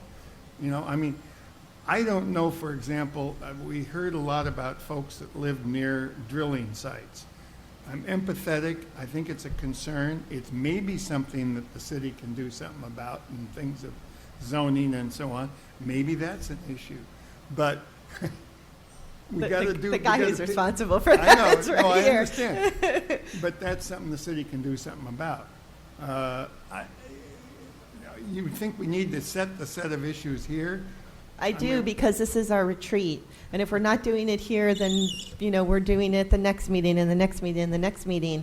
And we have an obligation to create an annual report. All right, I'll vote for emergency medical services as an area.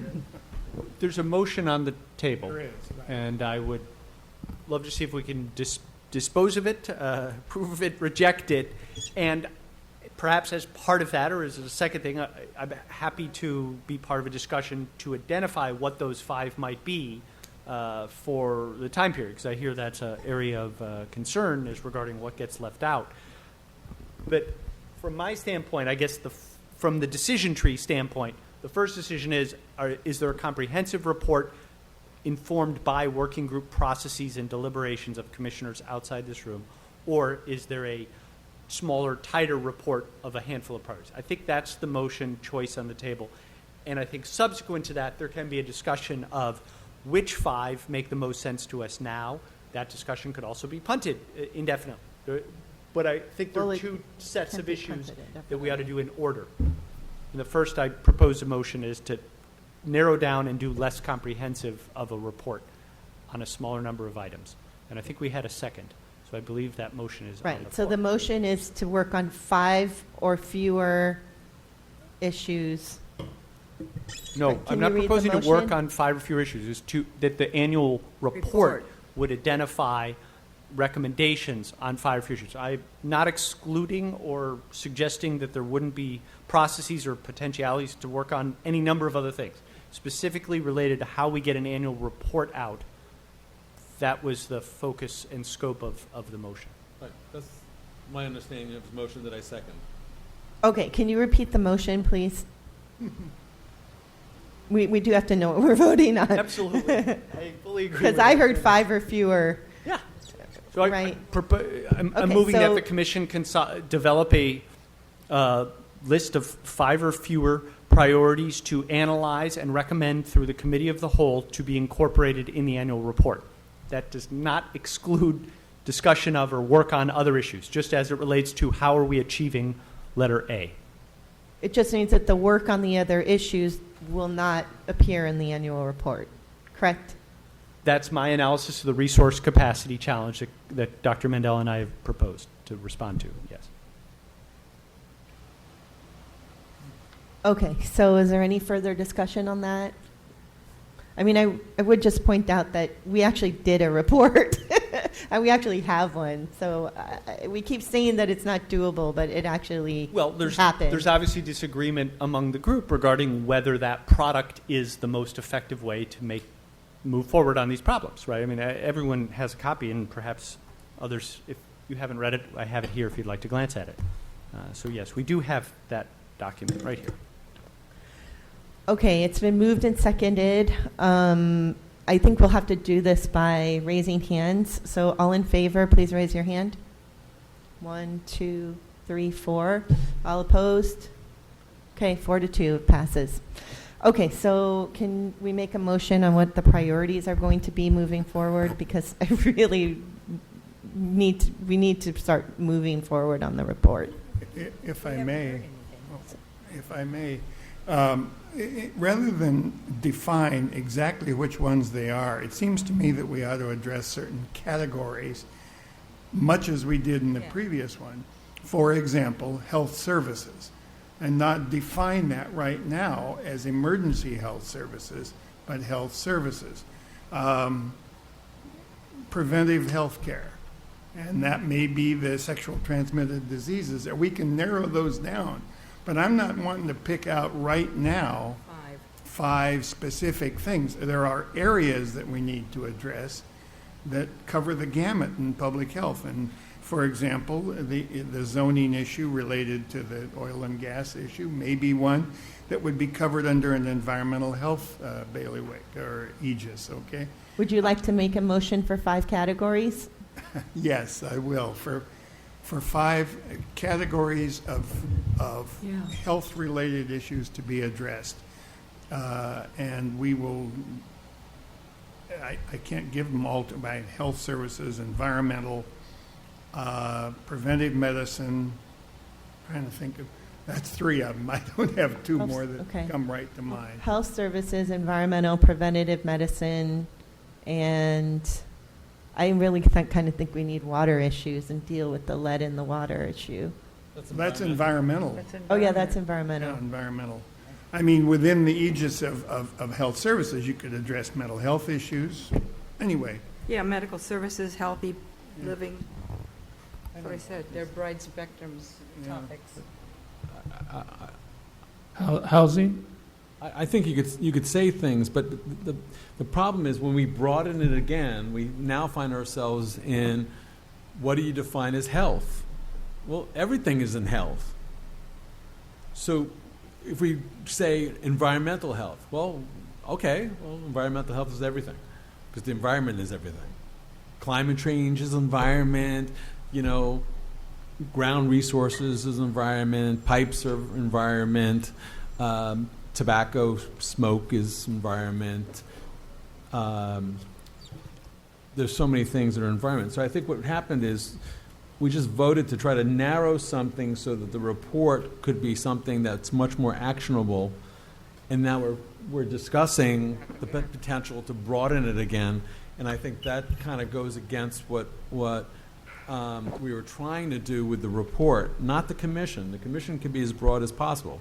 But the report, if we make it overly broad, then how's the work going to get done, is what I would say. But I think that we don't need to decide which of the 5 narrow categories should be discussed today, but we should decide on how best to find that out.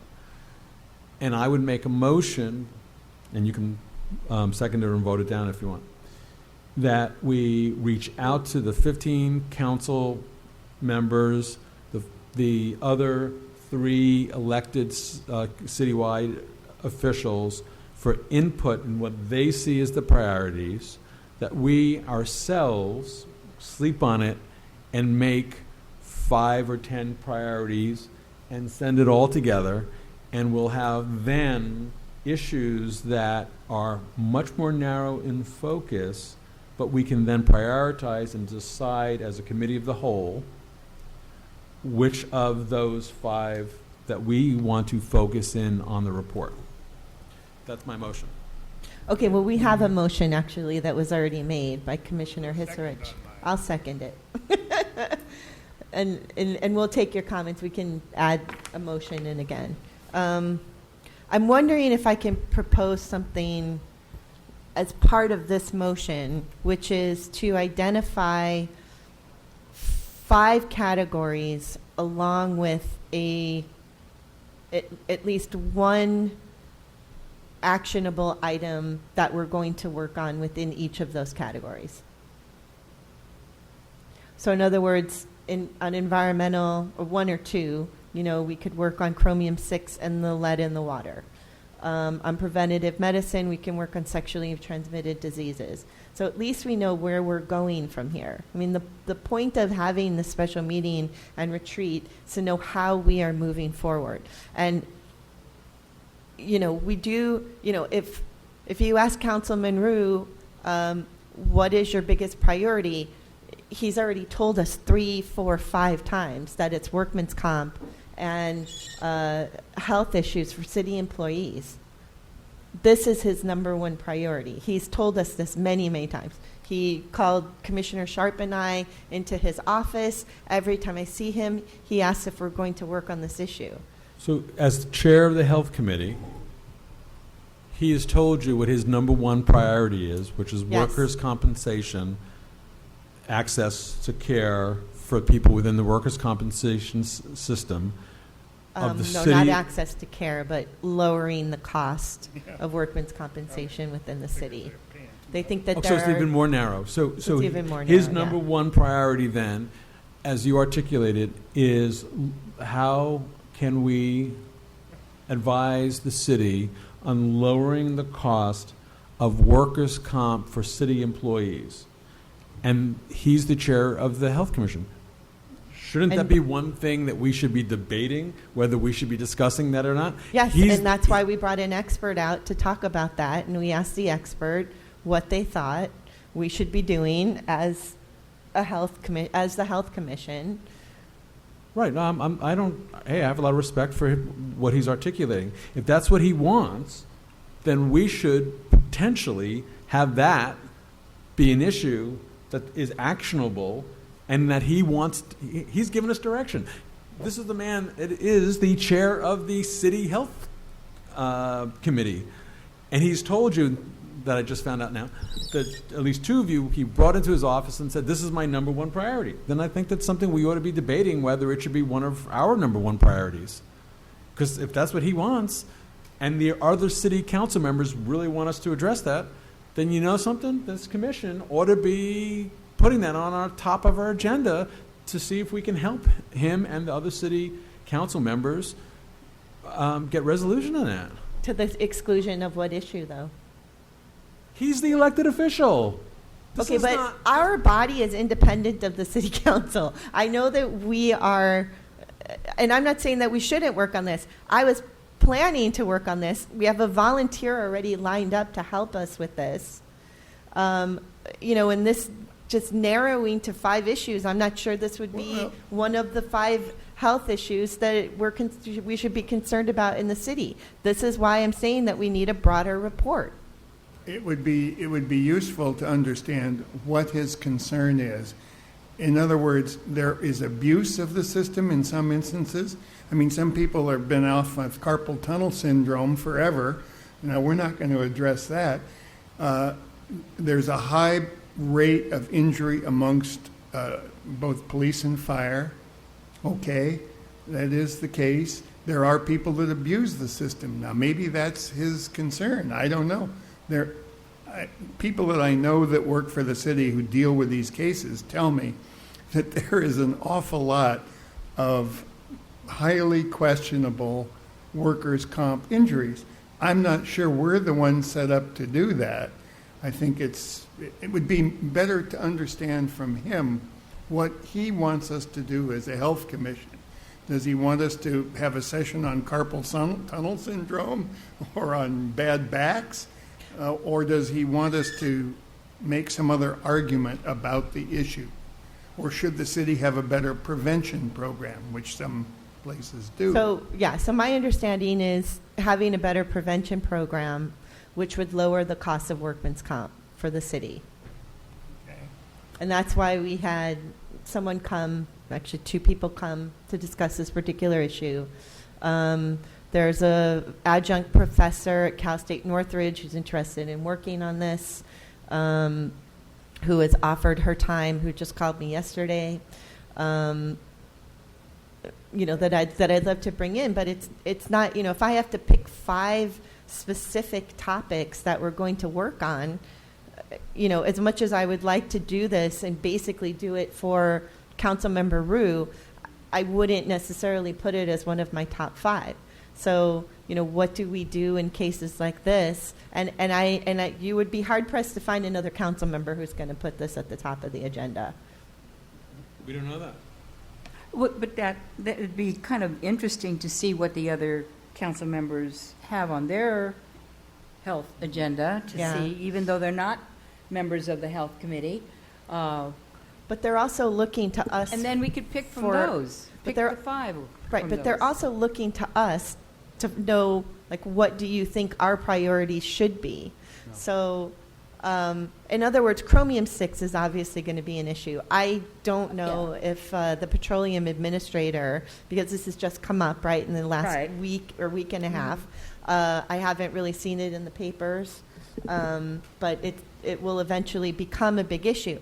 I don't know if the Petroleum Administrator has briefed the council yet on this impending health issue, right? But the Petroleum Administrator came to us and said, I'd really like you to work on chromium-6 issues because this is going to be a huge health issue that's, coming to the forefront, will likely be in the media.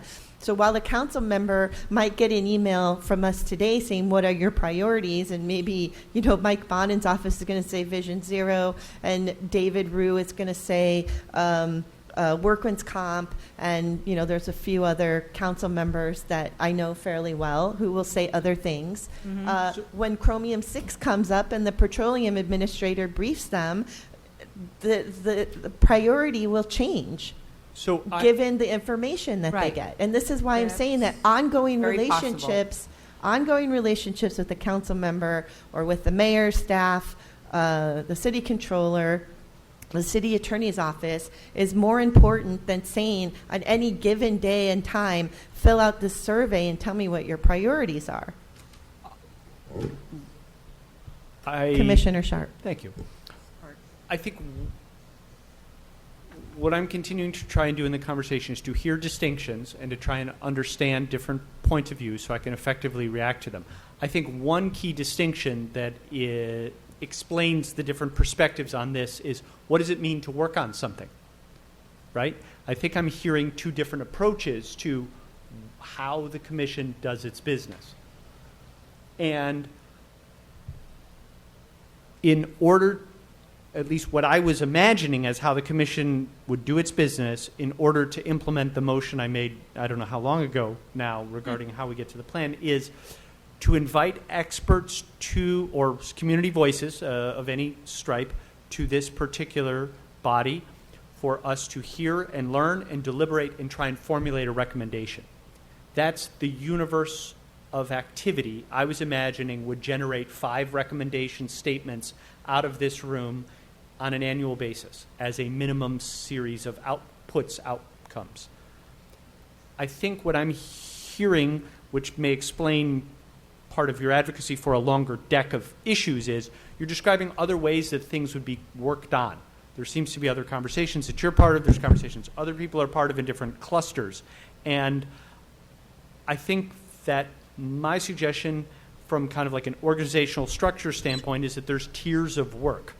And I would love us to try and focus on the process that gets us tier 1, which is a series of recommendations that would be incorporated in an annual report.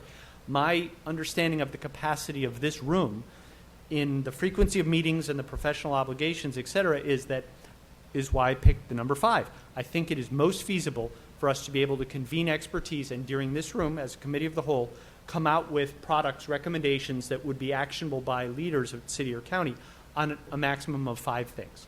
That's where I came to that conclusion. I hear you describing that there's other ways to sort of convene and engage and learn about and move things forward with outside experts, with university partners. I don't disagree that that's possible. I'm not invalidating that as an approach. I guess my reaction is that that's a second-tier set of work that I would not want to mix up with work that occurs very deliberately, narrowly in public to formulate a plan of 5 items.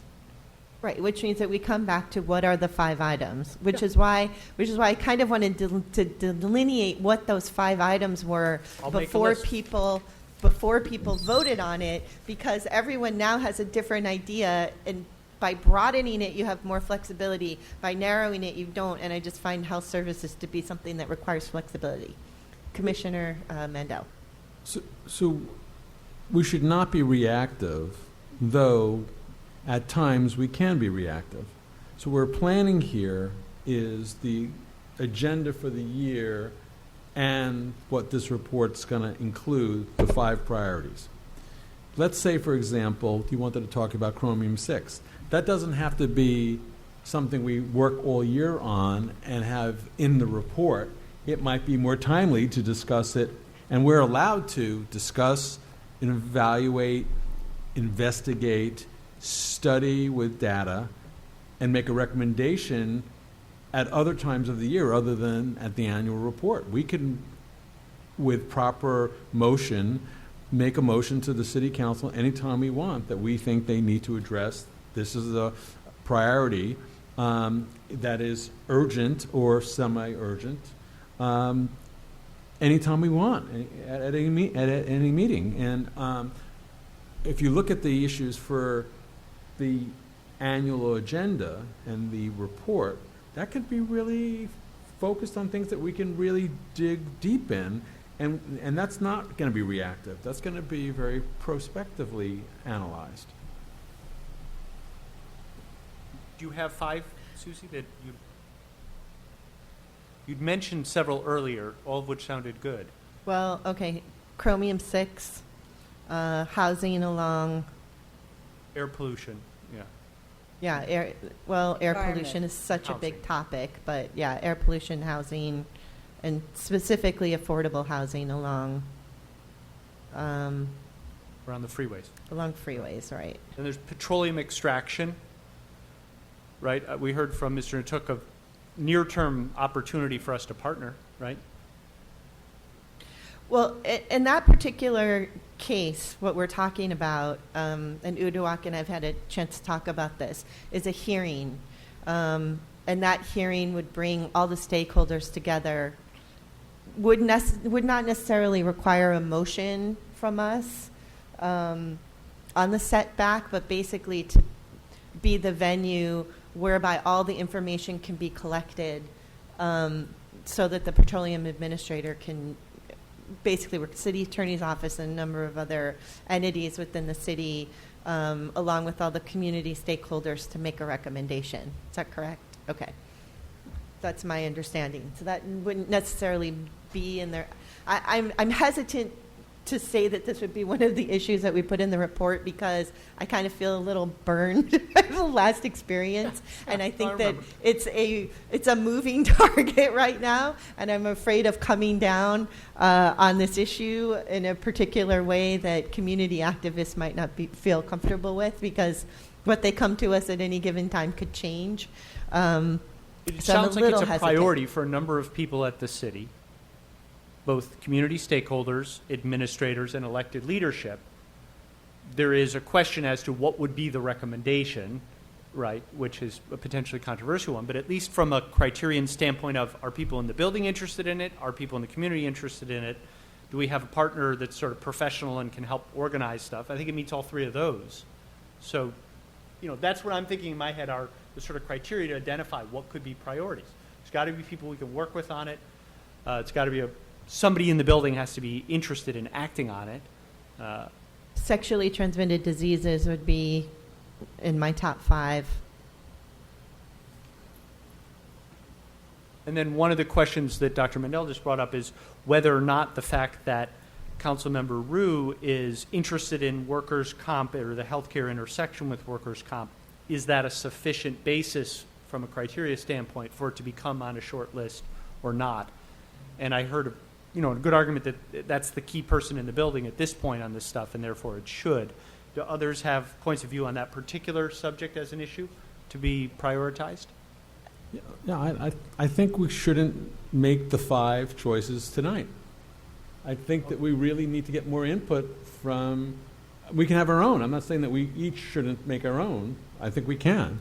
But I think what we ought to do is each pick our own 5 priorities. We should ask the 18 major stakeholders in the city of Los Angeles that are elected officials for their priorities.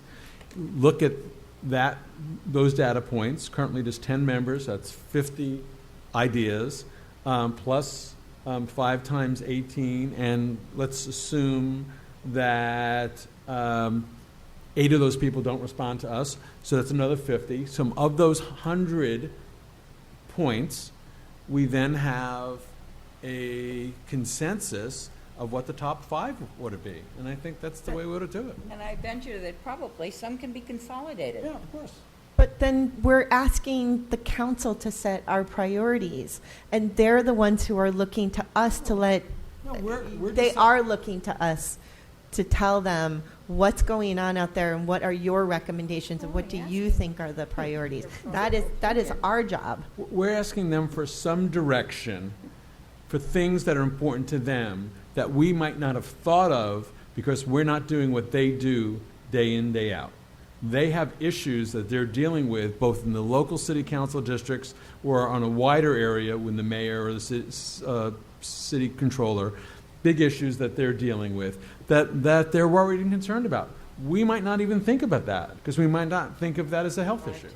We certainly never thought of workers' compensation prior to this. Yeah. I'm going to withdraw my motion to make things into groups because I think it just confused the issue, to tell you the truth. I think maybe we come out of here with 4 issues and then save a 5th one and see if there's consensus among the city council. And then we look at creative ways to create resolutions or, maybe for workers' comp, I can utilize this volunteer to create a report outside of our annual report, so it wouldn't necessarily be in the report that we provide, but we can at least provide information to David Rue's office on what we've come up with in terms of protocols and how to. I mean, the professor who wants to work with us has done a lot of research and has a lot of great ideas just from the conversation that I had with her. So what are the 4 issues you'd like to propose? Well, look, chromium-6 is going to be an issue. It's going to be an issue. Say a sentence How, more. I'm aware of it from the movie I saw 10 years ago, but when you say well, it's going to be an issue, is there a policy that the city council is considering? yeah, I can bring you up Where are the Uduak can- extraction issues around hydrocarbons adjacent to sensitive sites? Of Chromium 6 is an entirely separate threat. Okay, I'm calling up Uduak-Natuk as a petroleum administrator. I've been somewhat involved with this in the city. Chromium 6, hexavalent chromium, is a carcinogen, toxic air emission. Most notably from Aaron Brockovich's movie Hinckley, it was in the water. So it was a PG&E plant that was polluting water in the groundwater in Central California. Most recently in Paramount, Long Beach, and Compton, they've identified airborne hexavalent chromium. It comes from multiple sources: aerospace companies, metal chroming companies, electroplating companies, that they found dust particles, finishings that are emitting from the different small businesses. So AQMD has been going around testing the air quality around different sites, and they've found between 150 to 500 times the level of hexavalent chromium around some of these locations. And it kind of was an extension of the Exide battery plant testing that they found the hexavalent chromium in Paramount, and then they found it in Compton, then they found North Long Beach. They reached out to the CAO's office in April asking for a list of potential sites in Los Angeles that had the same NASCI codes, or National Industrial Codes. And the CAO's office generated a list of potentially 21,000 sites in the city of Los Angeles. Wow. And so there was a motion introduced this week by Council Member Ruse to have a report back in 30 days from our fire department, who's involved, LA Sanitation, who's involved, building and safety, to report back, because other cities have been doing joint inspection task force with Department of Public Health at the county level, AQMD, and their fire, building and safety, or like Long Beach has a health department, so they've been doing it with their health department, versus Compton and Paramount, they're working with the county. And so trying to make a prioritized list and work plan of how do we start testing and addressing the issue in Los Angeles. And I haven't seen a categorized area by geographical area, if they're more in the valley versus in Wilmington or East or West LA. So it's in the process. And so it's a coming issue of how long has it been going on. Many of the, and it's addressed in the motion, is near sensitive receptors or environmental justice communities. In Paramount and Long Beach, just next to schools, next to residential apartments or high density living locations. So that's just the background on it. So it's Thank you. Yeah. Thank you. Okay, so chromium 6 is one.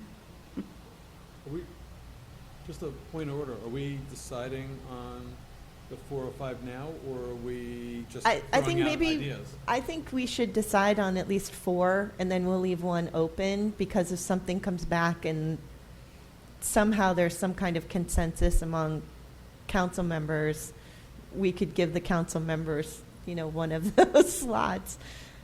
Well, I'm going to make a case. I mean, I don't know what else is fair. I mean, I just think that the council is looking to us to prioritize I think what the health emergency issues medical are. services is one I'd like to continue to deal with, since it's the one area of direct health care that the city actually provides, and it has issues continuing. We'd have to flesh out exactly how to deal with them, but we addressed them the last time and left some items on the table to look Well, at. clearly emergency room waits is Yeah, that's crazy a big and not deal. having beds. And the mental health relationship to that is a related issue. That's the only one I know anything about. So to continue to add to Okay. the laundry list, the council member that appointed me, I had a chance to ask this question knowing we'd be getting together. And I think the way the feedback came back per Dr. Mandel's sort of survey question was that I was encouraged to see if the Health Commission could help the council best understand whether the surge of county effort around mental health in terms of the homeless population is effectively delivering resources in the way that they're needed on the ground. In other words, the sort of oversight question, which is somewhere in our bylaws, and similar to how Adam's been bringing up around STD, recognizing it's actually not the city doing that work. The city's funding some of the outreach teams through LASHA, but by and large, it's county level services or county administered services. So that was the other one that came back there when I asked that council member about what might be some way we could deliver value. So if I had to pick 4 right now, it would be sexually transmitted diseases, housing along freeways, chromium-6, and emergency medical services. Those would be my 4. With all due respect, that wouldn't be my 4. I would say the number one most important priority for us to address in the report is how does this commission most appropriately serve the needs of the city of Los Angeles, including the city council, as well as the population that we're supposed to be serving. The second issue would be access to care, which would include issues of the number of beds in hospitals, the number of doctors available in poor communities, the inability of our community clinics and federally qualified health centers and persons with Medicaid, Medi-Cal in the state of California from getting subspecialists, because you can have an insurance card, but if nobody takes it or you have a 3-month wait to see a breast surgeon, it doesn't really help you. The third would be more broad than just chromium-6, but would be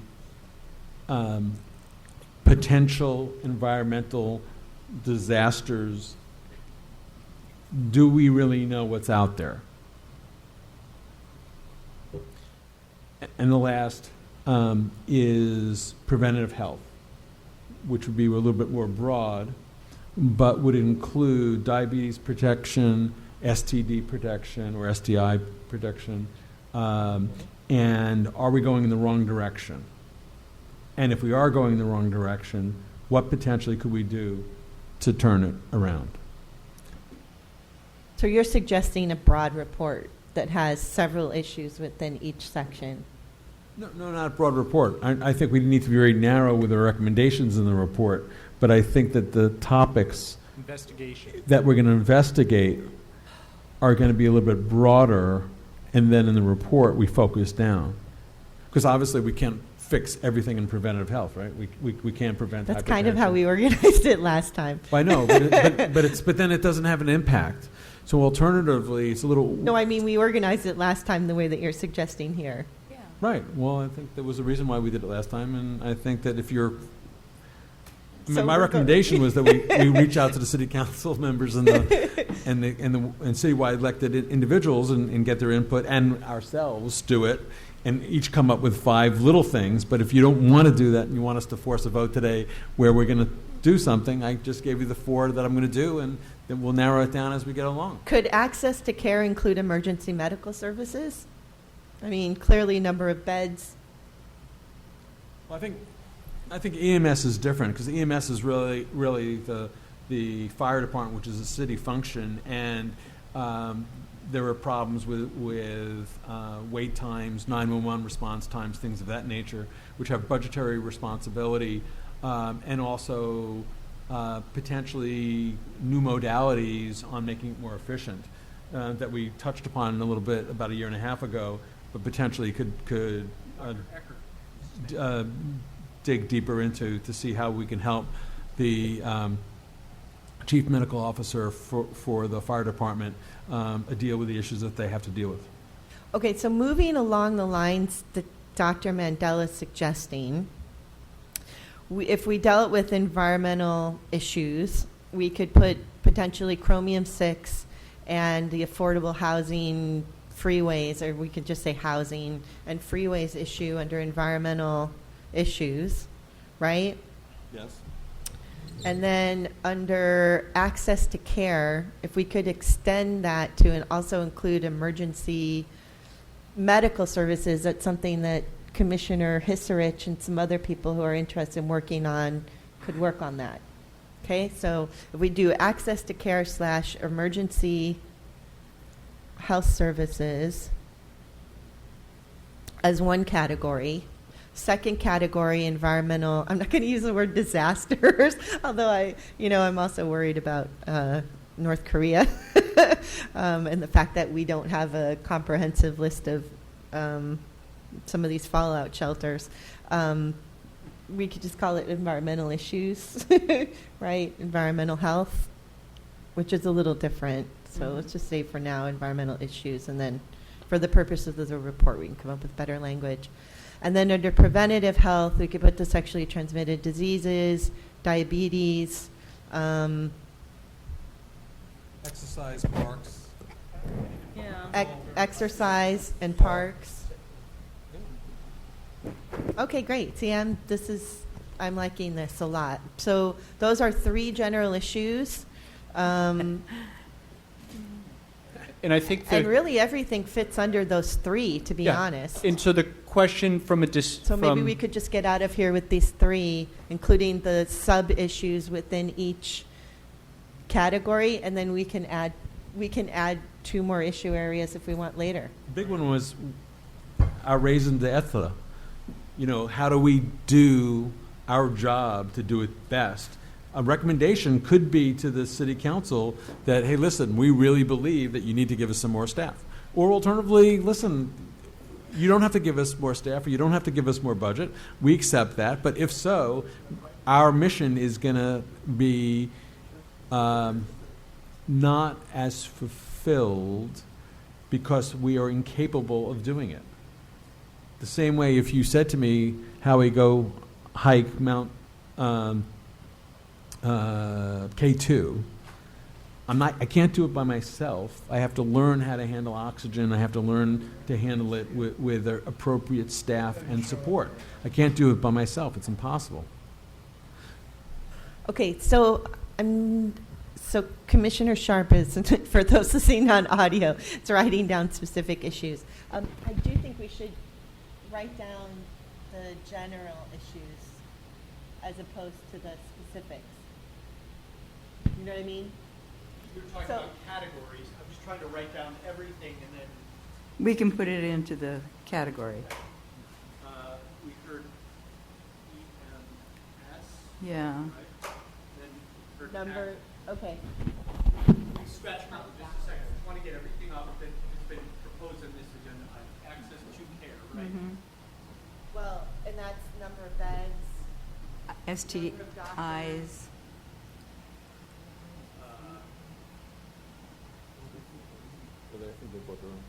There's little snacks like these. Behavior health. Air, water, petroleum, STIs, Okay, workers' so number comp. of beds, number of doctors. But I told him to stop making it when I leave.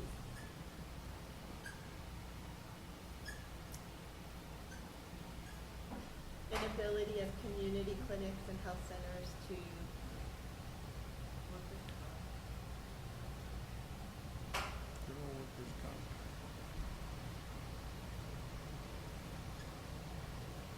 CHCs.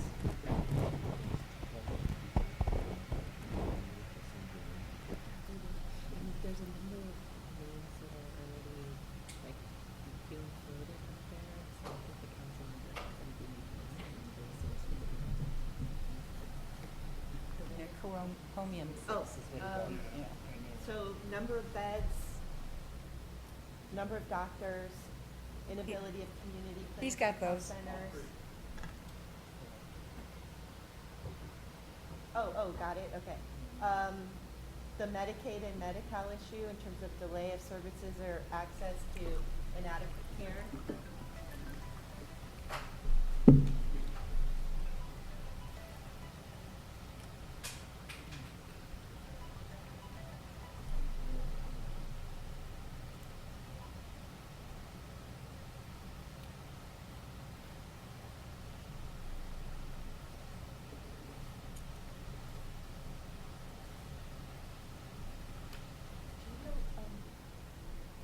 What would go in that also What is was, what item are you speaking of Commissioner this Sharp item? would be in that green Whatever, category. right? Would I also can copy it be when this is. narrow networks and no, it's not the number of doctors. It's that there's a doctor living next door to you, but you're not allowed to see him or her. And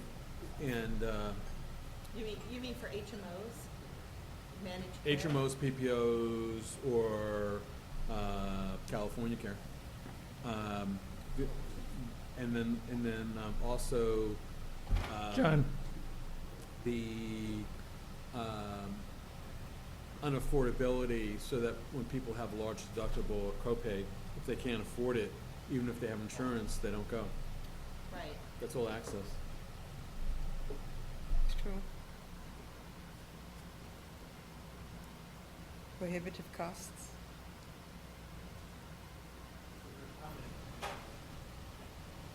Diabetes, there's also diabetes.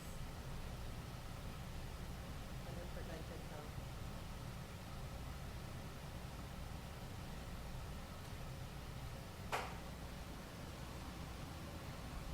So for those listening, we're just writing our issues right now on a whiteboard.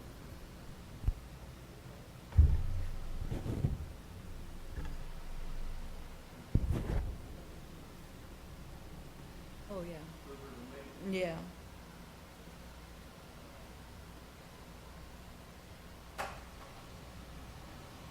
Okay, and then under, there's also exercise and parks, you mentioned, right?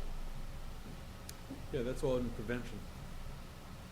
Okay, but we should start putting, if he's trying to put all the sub issues. Yeah.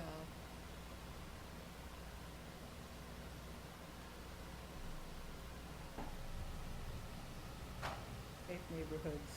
Okay. You know, we could also put in that for nudging people to exercise is walking to school. Ooh, that's hard.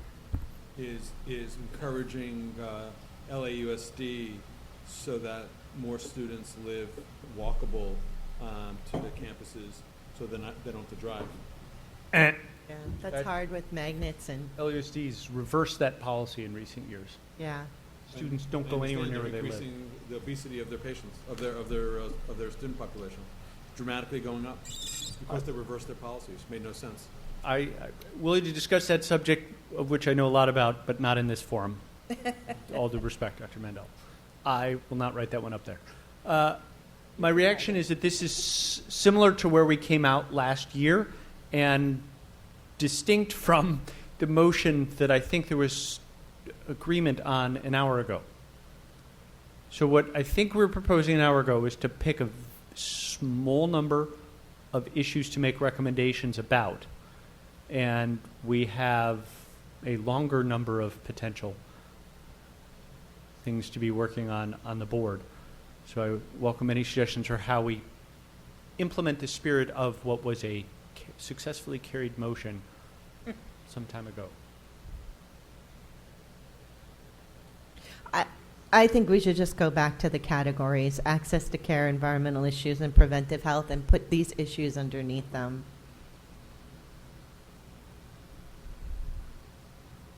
And if that requires somebody who is on the prevailing side of the motion to ask for another motion, then we can do that. I mean, it's very clear to me, like, this is...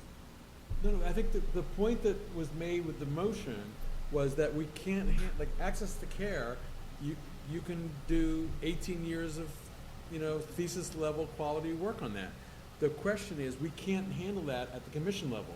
So what we'll do is, that all goes into it, but we're going to dig down and get data on a couple of those things within it, and we're going to focus on that. So if we call our issue access to care, then we accept the fact in the opening paragraph of the report on access to care is, hey, we could not really study the entire aspect of this. These are other things that are within this. However, during this fiscal year or during this calendar year, we focused on this aspect of access to care, and these are our recommendations.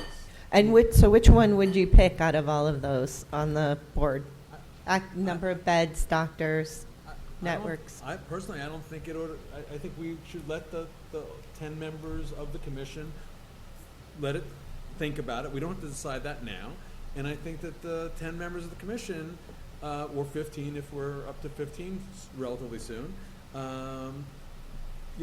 focus on it, and we can listen to reports from people on multiple issues, and then hand select some of those to do deeper research on.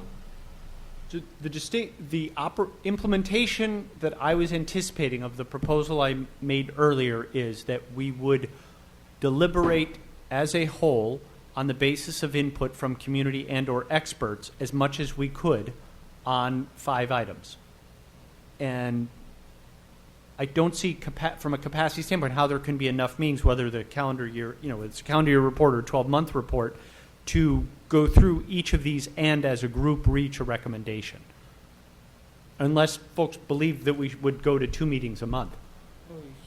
Otherwise, I just think, like, from a very practical standpoint, if there's an objective, I'm not sure if the objective is to publish a report in January, if there's, a specific timetable that was anticipated.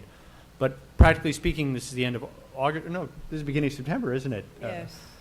So there's 4, maybe 5 calendar meetings left this year if we schedule the special meeting at some point to review, recommendation report. To receive input, to coordinate calendars with outside experts, it was complicated, I'm sure, as you've, struggled to get folks to come when they said they'd come and so on. So I'd love to hear, practically speaking, how we could develop recommendations to all of these items on the basis of expert and or deliberate discussion as a whole. I think that's the ultimate change I'm proposing from last year, is that we recommend things on the basis of what we're doing as a group, distinct from small clusters of commissioners getting together and engaging outside experts that they may have access to formulate stuff that gets brought back. And I'm just saying, I think there's too much up there to do as a group. Right. This is why instead of going to 2 meetings a month, we created the work groups, so that people who had expertise and passion in a certain issue, like Commissioner Hisarich and Dr. Mandel, could, meet on issues of access to care, because they know a lot about it and they're passionate about it.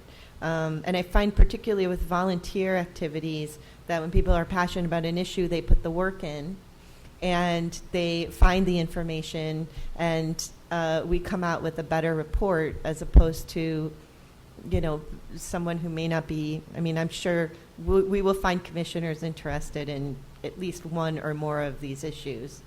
Is the petroleum extraction and the chromium-6 close enough items to be Combined? considered as one? Yeah, I mean, I like just combining it under environmental issues and knowing that we're going to work on those. No, I would say environmental issues, working on chromium-6 and Housing and the housing adjacent to freeways, I think would be 2 priority items. I still find the petroleum extraction to be a hornet's nest until we have some recommendation coming out from the Petroleum Administrator. You could put housing adjacent to freeways and oil and petroleum extraction in terms of where the housing Really, takes we place. could. We could actually. And we could, without coming up with a specific recommendation on a setback or that kind of thing, because I know that a lot of work is being done right now to come up with that recommendation, we could at least outline the various things that are knowable about being close to hydrocarbons that at least have some kind of evidence-based data where we're not just going by testimony of environmental activists. The problem we have is we can all say that somebody shouldn't live within 100 yards of X, Y, or Z. There's housing stock in those areas. So the complexity of this is threefold. One is, what do you do with that housing stock? 2 is, if you convert it to parkland, I'm not so sure I want little kids playing next to hydrocarbons. The other big issue is, there's a shortage of buildable space in the city of Los Angeles, and as we heard at the last meeting, the primary reason why there's food insecurity is really housing and inability in the cost of living in the city of Los Angeles. So every house or apartment building that we forbid is actually going to make the homeless problem and the food security problem worse. And the same thing goes for housing adjacent to freeways. I'm not encouraging people to live next to a freeway. On the other hand, is if we forbid that, somehow we have to come up with housing stock that is buildable and affordable. And where's the money coming from? Because developers are already maximizing their square footage buildability. And when they try to get exclusions or get variances, the individuals who live near those sites don't want those exclusions or variances to be granted. So we're in this catch-22, which is why there are developers building next to freeways, because people want to live someplace in the city of Los Angeles. And every individual piece or every individual apartment or house that we take out of potential housing stock actually makes it more difficult to live from an affordability in the city of Los Angeles. We haven't had a hearing on that yet. And I welcome the dialogue between you and experts on this subject if we can get it scheduled. Yeah. Okay, so getting back to, I'm wondering if someone who was on the prevailing side of the motion for the 5 issues would change this to 5 categories so that we have at least the flexibility to pick from among these subcategories. It seems to me that the first 4 have a pending city council action around them. Correct? Well, I don't know about workers' comp. Yeah. Does There's a report from the controller which Councilmember Rue has asked for CAO to analyze.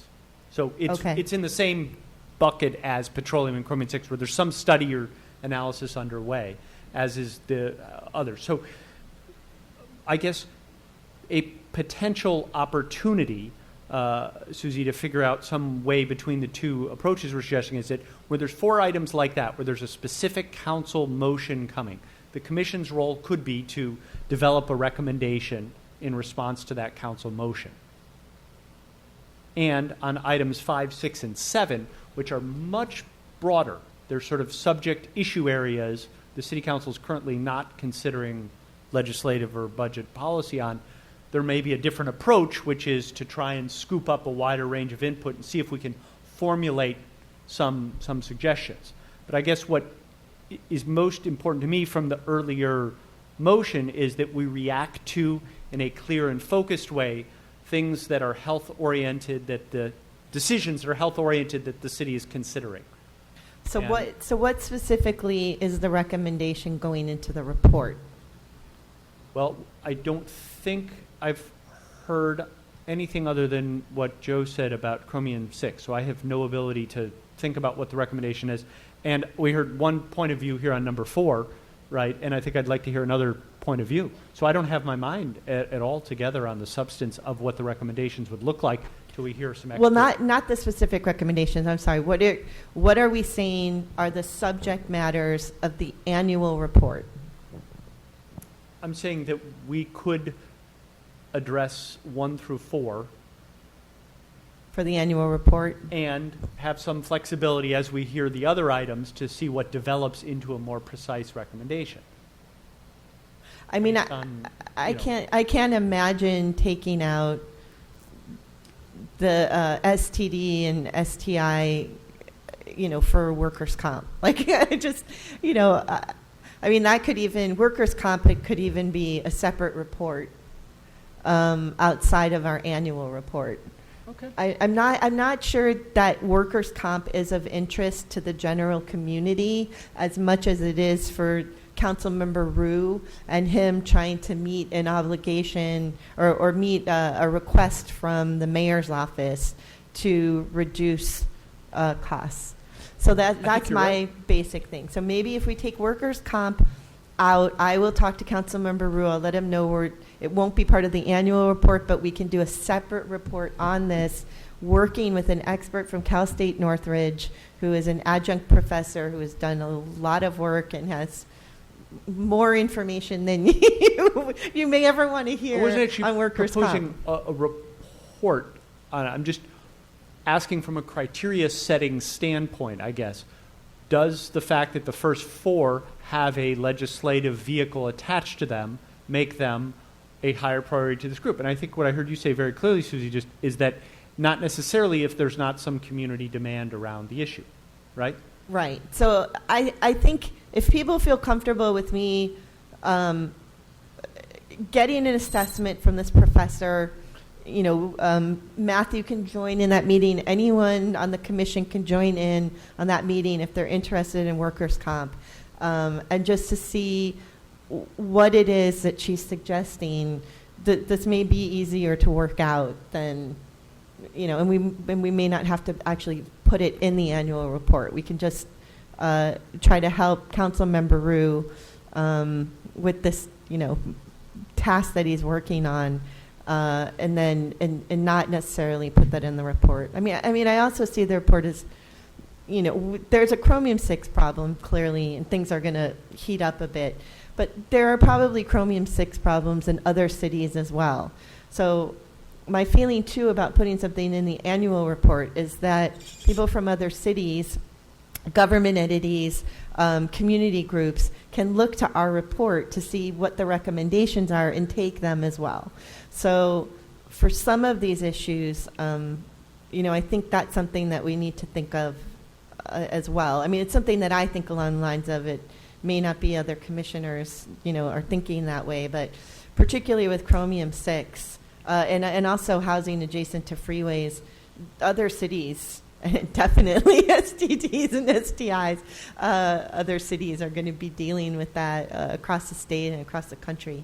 Actually, a lot of these issues. So the top priority I would propose as a criteria is whether this commission can potentially tip a decision in the city of Los Angeles. That would be the most single important criteria to me. I recognize that a close second would be that there are community stakeholders that have prioritized the problem, but I think the single most important criteria to me is, in effect, can we change the direction of a decision? Well, or help a council member who may be going in that direction, but is trying to convince other council members. Yeah, because that's an issue too, right? If I'm trying to push something, if I'm trying to say, you know what, I don't think there should be affordable housing adjacent to freeways, then maybe that's not a good example I should use because Dr. Mandela may not be. But if I'm trying to push something as a priority and I'm a council member and I'm trying to convince other council members, could say, look, you can see the Health Commission report. These are their recommendations. And that gives, a certain credibility to it.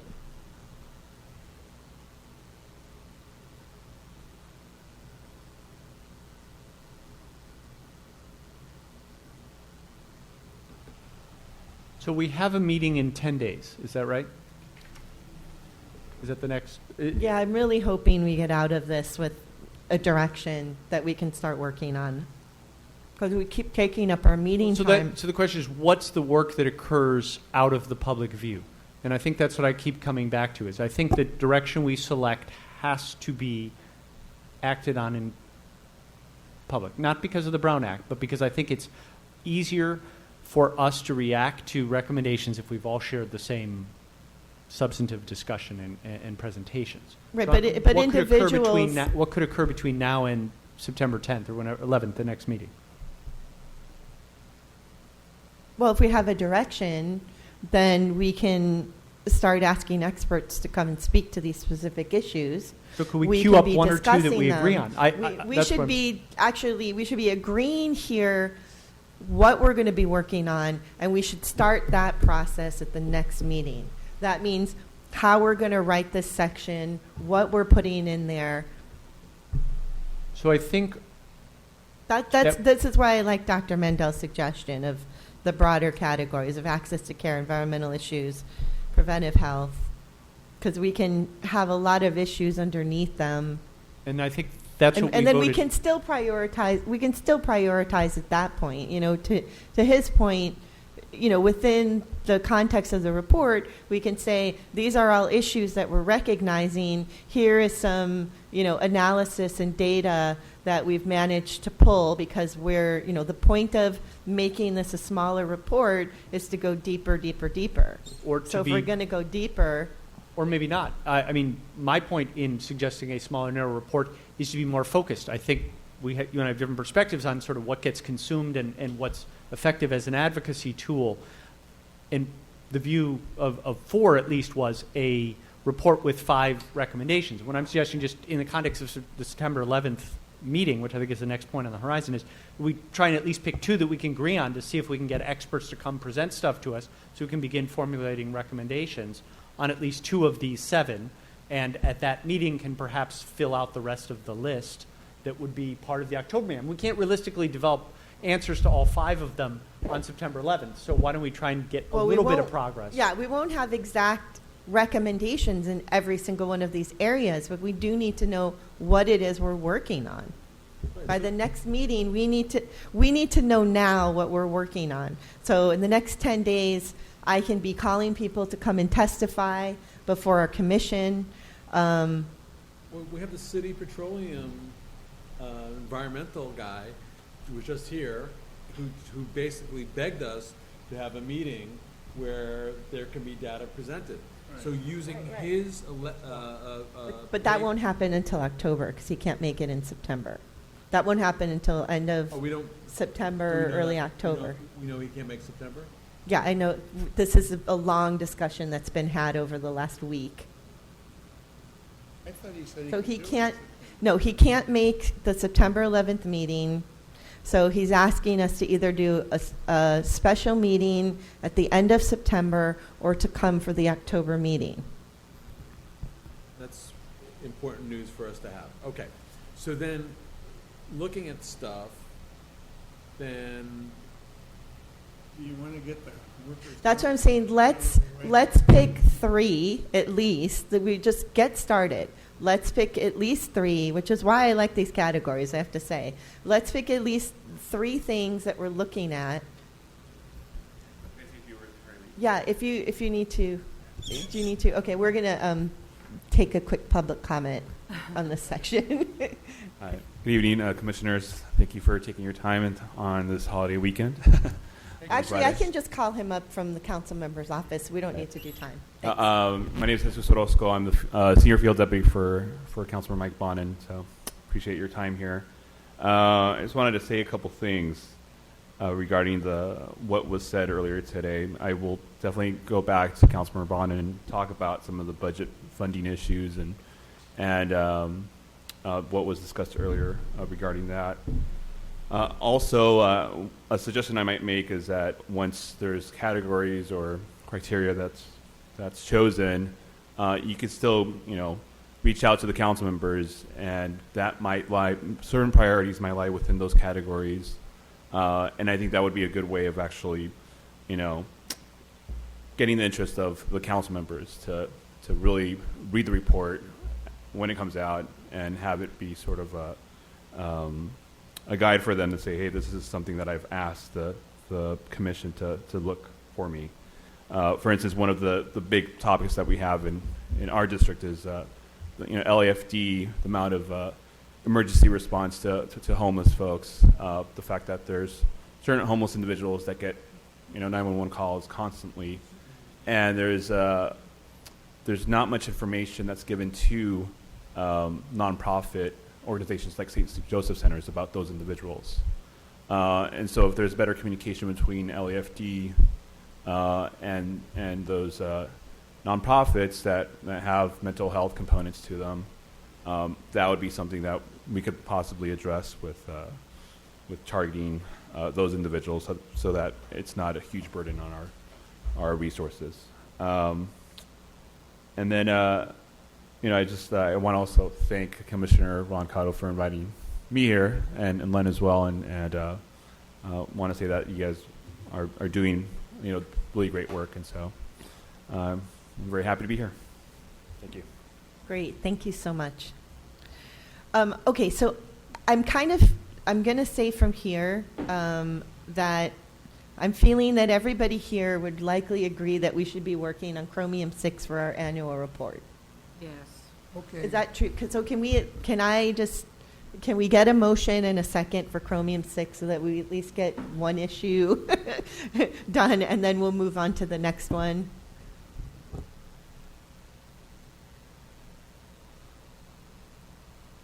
Or do we want to do 3? I mean, do we want to talk about 3 or 4? Because I'm kind of hearing that Chromium 6 seems to have a majority. In order to pull expert to the September 11th meeting, is that the... No. I'm just saying we've got to be able to move forward. This is why I like a broad report, because we can move forward without people saying, my issue hasn't been prioritized. This is... I'm eager to move forward. It seems to me the mechanism by which forward movement occurs is the precise identification of an issue, the invitation of an expert for deliberation in order to formulate a recommendation, starting with the September 11th meeting. So that's why I was asking, is it related to the September 11th meeting? Chromium 6 will be late September to early October when we actually have... Oh, you're talking about Chromium 6. Oh, I'm sorry. Just reacting to what happens next when we say... We are voting to support it. I'm saying, once we support it, then we will identify experts to come and talk to us. There will need to be, even though we don't want to work in working groups, there will need to be people who are willing to look up information, do some research. We can also, hopefully we can get outside community support soon so that we'll at least have a nonprofit entity who's helping us with research like we had last time for our report. So, I think if we can at least say, the STI, STDs, Chromium 6, and then pick a third issue, I can at least get moving on A, raising money, B, calling in experts, and hearing from the other commissioners how we're going to dig really deep into these issues. My understanding is the City Council is in the process of receiving a report regarding the zoning considerations around housing on Freeway. And I think if we were to formulate a recommendation soon on that, it could potentially help direct or redirect the decision-making. Well, I would love for that to be a priority for September. So I would think that's a very good use of the time in September. I think they've been mulling this over for months. That's great. Just connect me to whoever, we need to call in. So that would be my I'm fine with that. I don't know if there's a majority of our commission that is prioritizing that particular issue. Well, if it's timely, why not? Okay, so can we get a vote on the housing adjacent to freeways, Chromium 6 and STI, STDs, and those will be our 3 issues for now? Second. Okay, moved and seconded. Chromium 6, housing adjacent to freeways, STI, STD, preventative. Okay, so it's been moved and seconded. Any discussion? Okay, all in favor, please say aye. Aye. Aye. Okay, so 1, 2, 3, 4, 5 to 1 in favor. Okay, so we've got at least 3 issues. All right, do we want to move for 2 more, or do we want to keep the other 2 open for a month or so? I'd love to hear some feedback from the conversations that are going to occur with council offices and citywide leaders. Okay, so first. I will get a letter out to every council member. Some of them are my personal friends. Just in the interest of full disclosure, it will go directly to them and to their email addresses to get feedback from them. And hopefully we will have that before the September 11th meeting so that we can talk about specifics moving forward. Can you CC us on those letters so that we can follow up with, Yeah, I can't give you their individual email addresses, but I'm happy to forward the letters Well, that I that's sent. fine. I mean, it's Yeah. just that, like, I know that I need to contact my council member, and I need to contact We gotta be careful, Nuri. because of the Brown Act, when you send an email to everybody, you have to be very cautious on how that's done. So I think, Isn't the, Right, I'll send it to the the appointee. So if I send when I send something to Paul Koretz, I will CC you so Why that wouldn't you you can send it? also follow up. why wouldn't Commissioner Mandel reach out to the council office appointed him? Well, I just thought that all the information should come to one place. I mean, if you want to do that, if people could feel read- that they want to I- do that, well, we might, you can just send it to me when you get it back. It doesn't matter. Well, I'll just include you on the CC. So Okay. that it's just Yeah, you just and say I. send to me and the Susie. city- And the city Okay. clerk, because she ought to be in the loop. And it'll be a very brief little email like, I Perfect. hope your summer's going very well, in case of Koretz, Lishana Tava, and that for this year's agenda, we're looking for input from your office. Are there, 3 or 5 priorities that you want us to handle, and go from there? So Great, we're okay. each going to do that? So Is that the deal? You can each do that. I am guessing Dr. Mandel has a personal email address. It would be great if you can get it directly to the council member as opposed to just to staff. Well, I used to work for the council member. I know and you don't him have a well, problem with so- that. I actually don't have the councilman's private email. I go through the proper channel. Um, I would do the same thing with a member of Congress. I mean, Send it to me and I'll forward it if you want. well, I'll CC you. If you want to send it on the back channel, you're more than welcome to do it as the president Okay. of the commission. I'll go through the proper channel. But you're entitled not to. If you have that email, You know, I don't know. apropos of what the council member's representative was saying about the EMS and private entities, Yeah. I wish it's prohibited for the fire department or any ambulance to take a patient to any place other than an authorized emergency room. So, and that's a matter of state law, which, some people are looking to change so that ambulances could take people, for example, to sobering centers or to psych facilities and so on. That is something that, while the council doesn't have direct jurisdiction over, is a matter of political wherewithal, I guess you could say, because it is being discussed at several venues, that sort of thing. No, I think he was referring to working and getting the homeless that is continually always being called to 911, Right. working with them, not when they're being called. Oh, okay. Other than that, connecting them to these nonprofits Right. that could help them. Right, which is certainly apropos, yeah. Not that the ambulance takes them. No, to he wasn't referring to that. We've been working on Oh, okay. trying to work with the nonprofits. So. All right. Okay, so we have our 3. Were you saying that because you wanted to add a 4th? Well, no, it's all right. We'll get to it eventually. Yes. Let's do I these- would support it. I really think, if we could combine the EMS and access to care, I think all of these things Those are all very related, important. frankly. Yeah. Access to care and the EMS. From the point of view of the city's participation, that's, to the degree that we're dealing with that, and as well as the city's interaction with the county, because all of that is governed via the county, although the city has participation in it. Anyway. It's true. One of the people who gave public comment today, basically said, and we adopted this as a commission, that we should be looking at the social determinants of health. And one of the things that I like about the annual report that we did last year is that we made all those connections. We made the connections in the housing section with the emergency medical services, and maybe healthy living was a little went a little more afield from that. But, making these connections is also really, really important because everything that's going on here is affecting everything else. Well, Not just health-wise, but education and as the section on the emergency medical services said, which frankly I wrote, but as it said, every emergency call essentially shows you a failure of the balance of the healthcare system.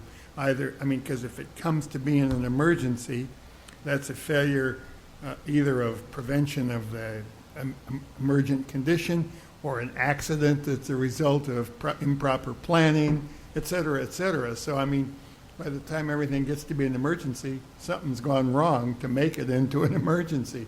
So it has. So do we want to add a combination EMS access to care as the fourth issue? I'm seeing this as emerging as something that people want to work on. Well, I like it, but I don't want to, I think it's important. I Dr. Mendel understand thinks it's Howard's important. You point think that, it's important. Are we? I look forward to hearing back from the surveys that are to be conducted. Oh, of the council members, yeah. And maybe this comes up in a number of them, and that would change my sense of ranking. Prioritization. Okay. All right. Let's stick with the three. Okay. Is there any other discussion on this? Because I think otherwise we're ready to adjourn. Okay. So moving to adjourn. Oh, hold on just a second.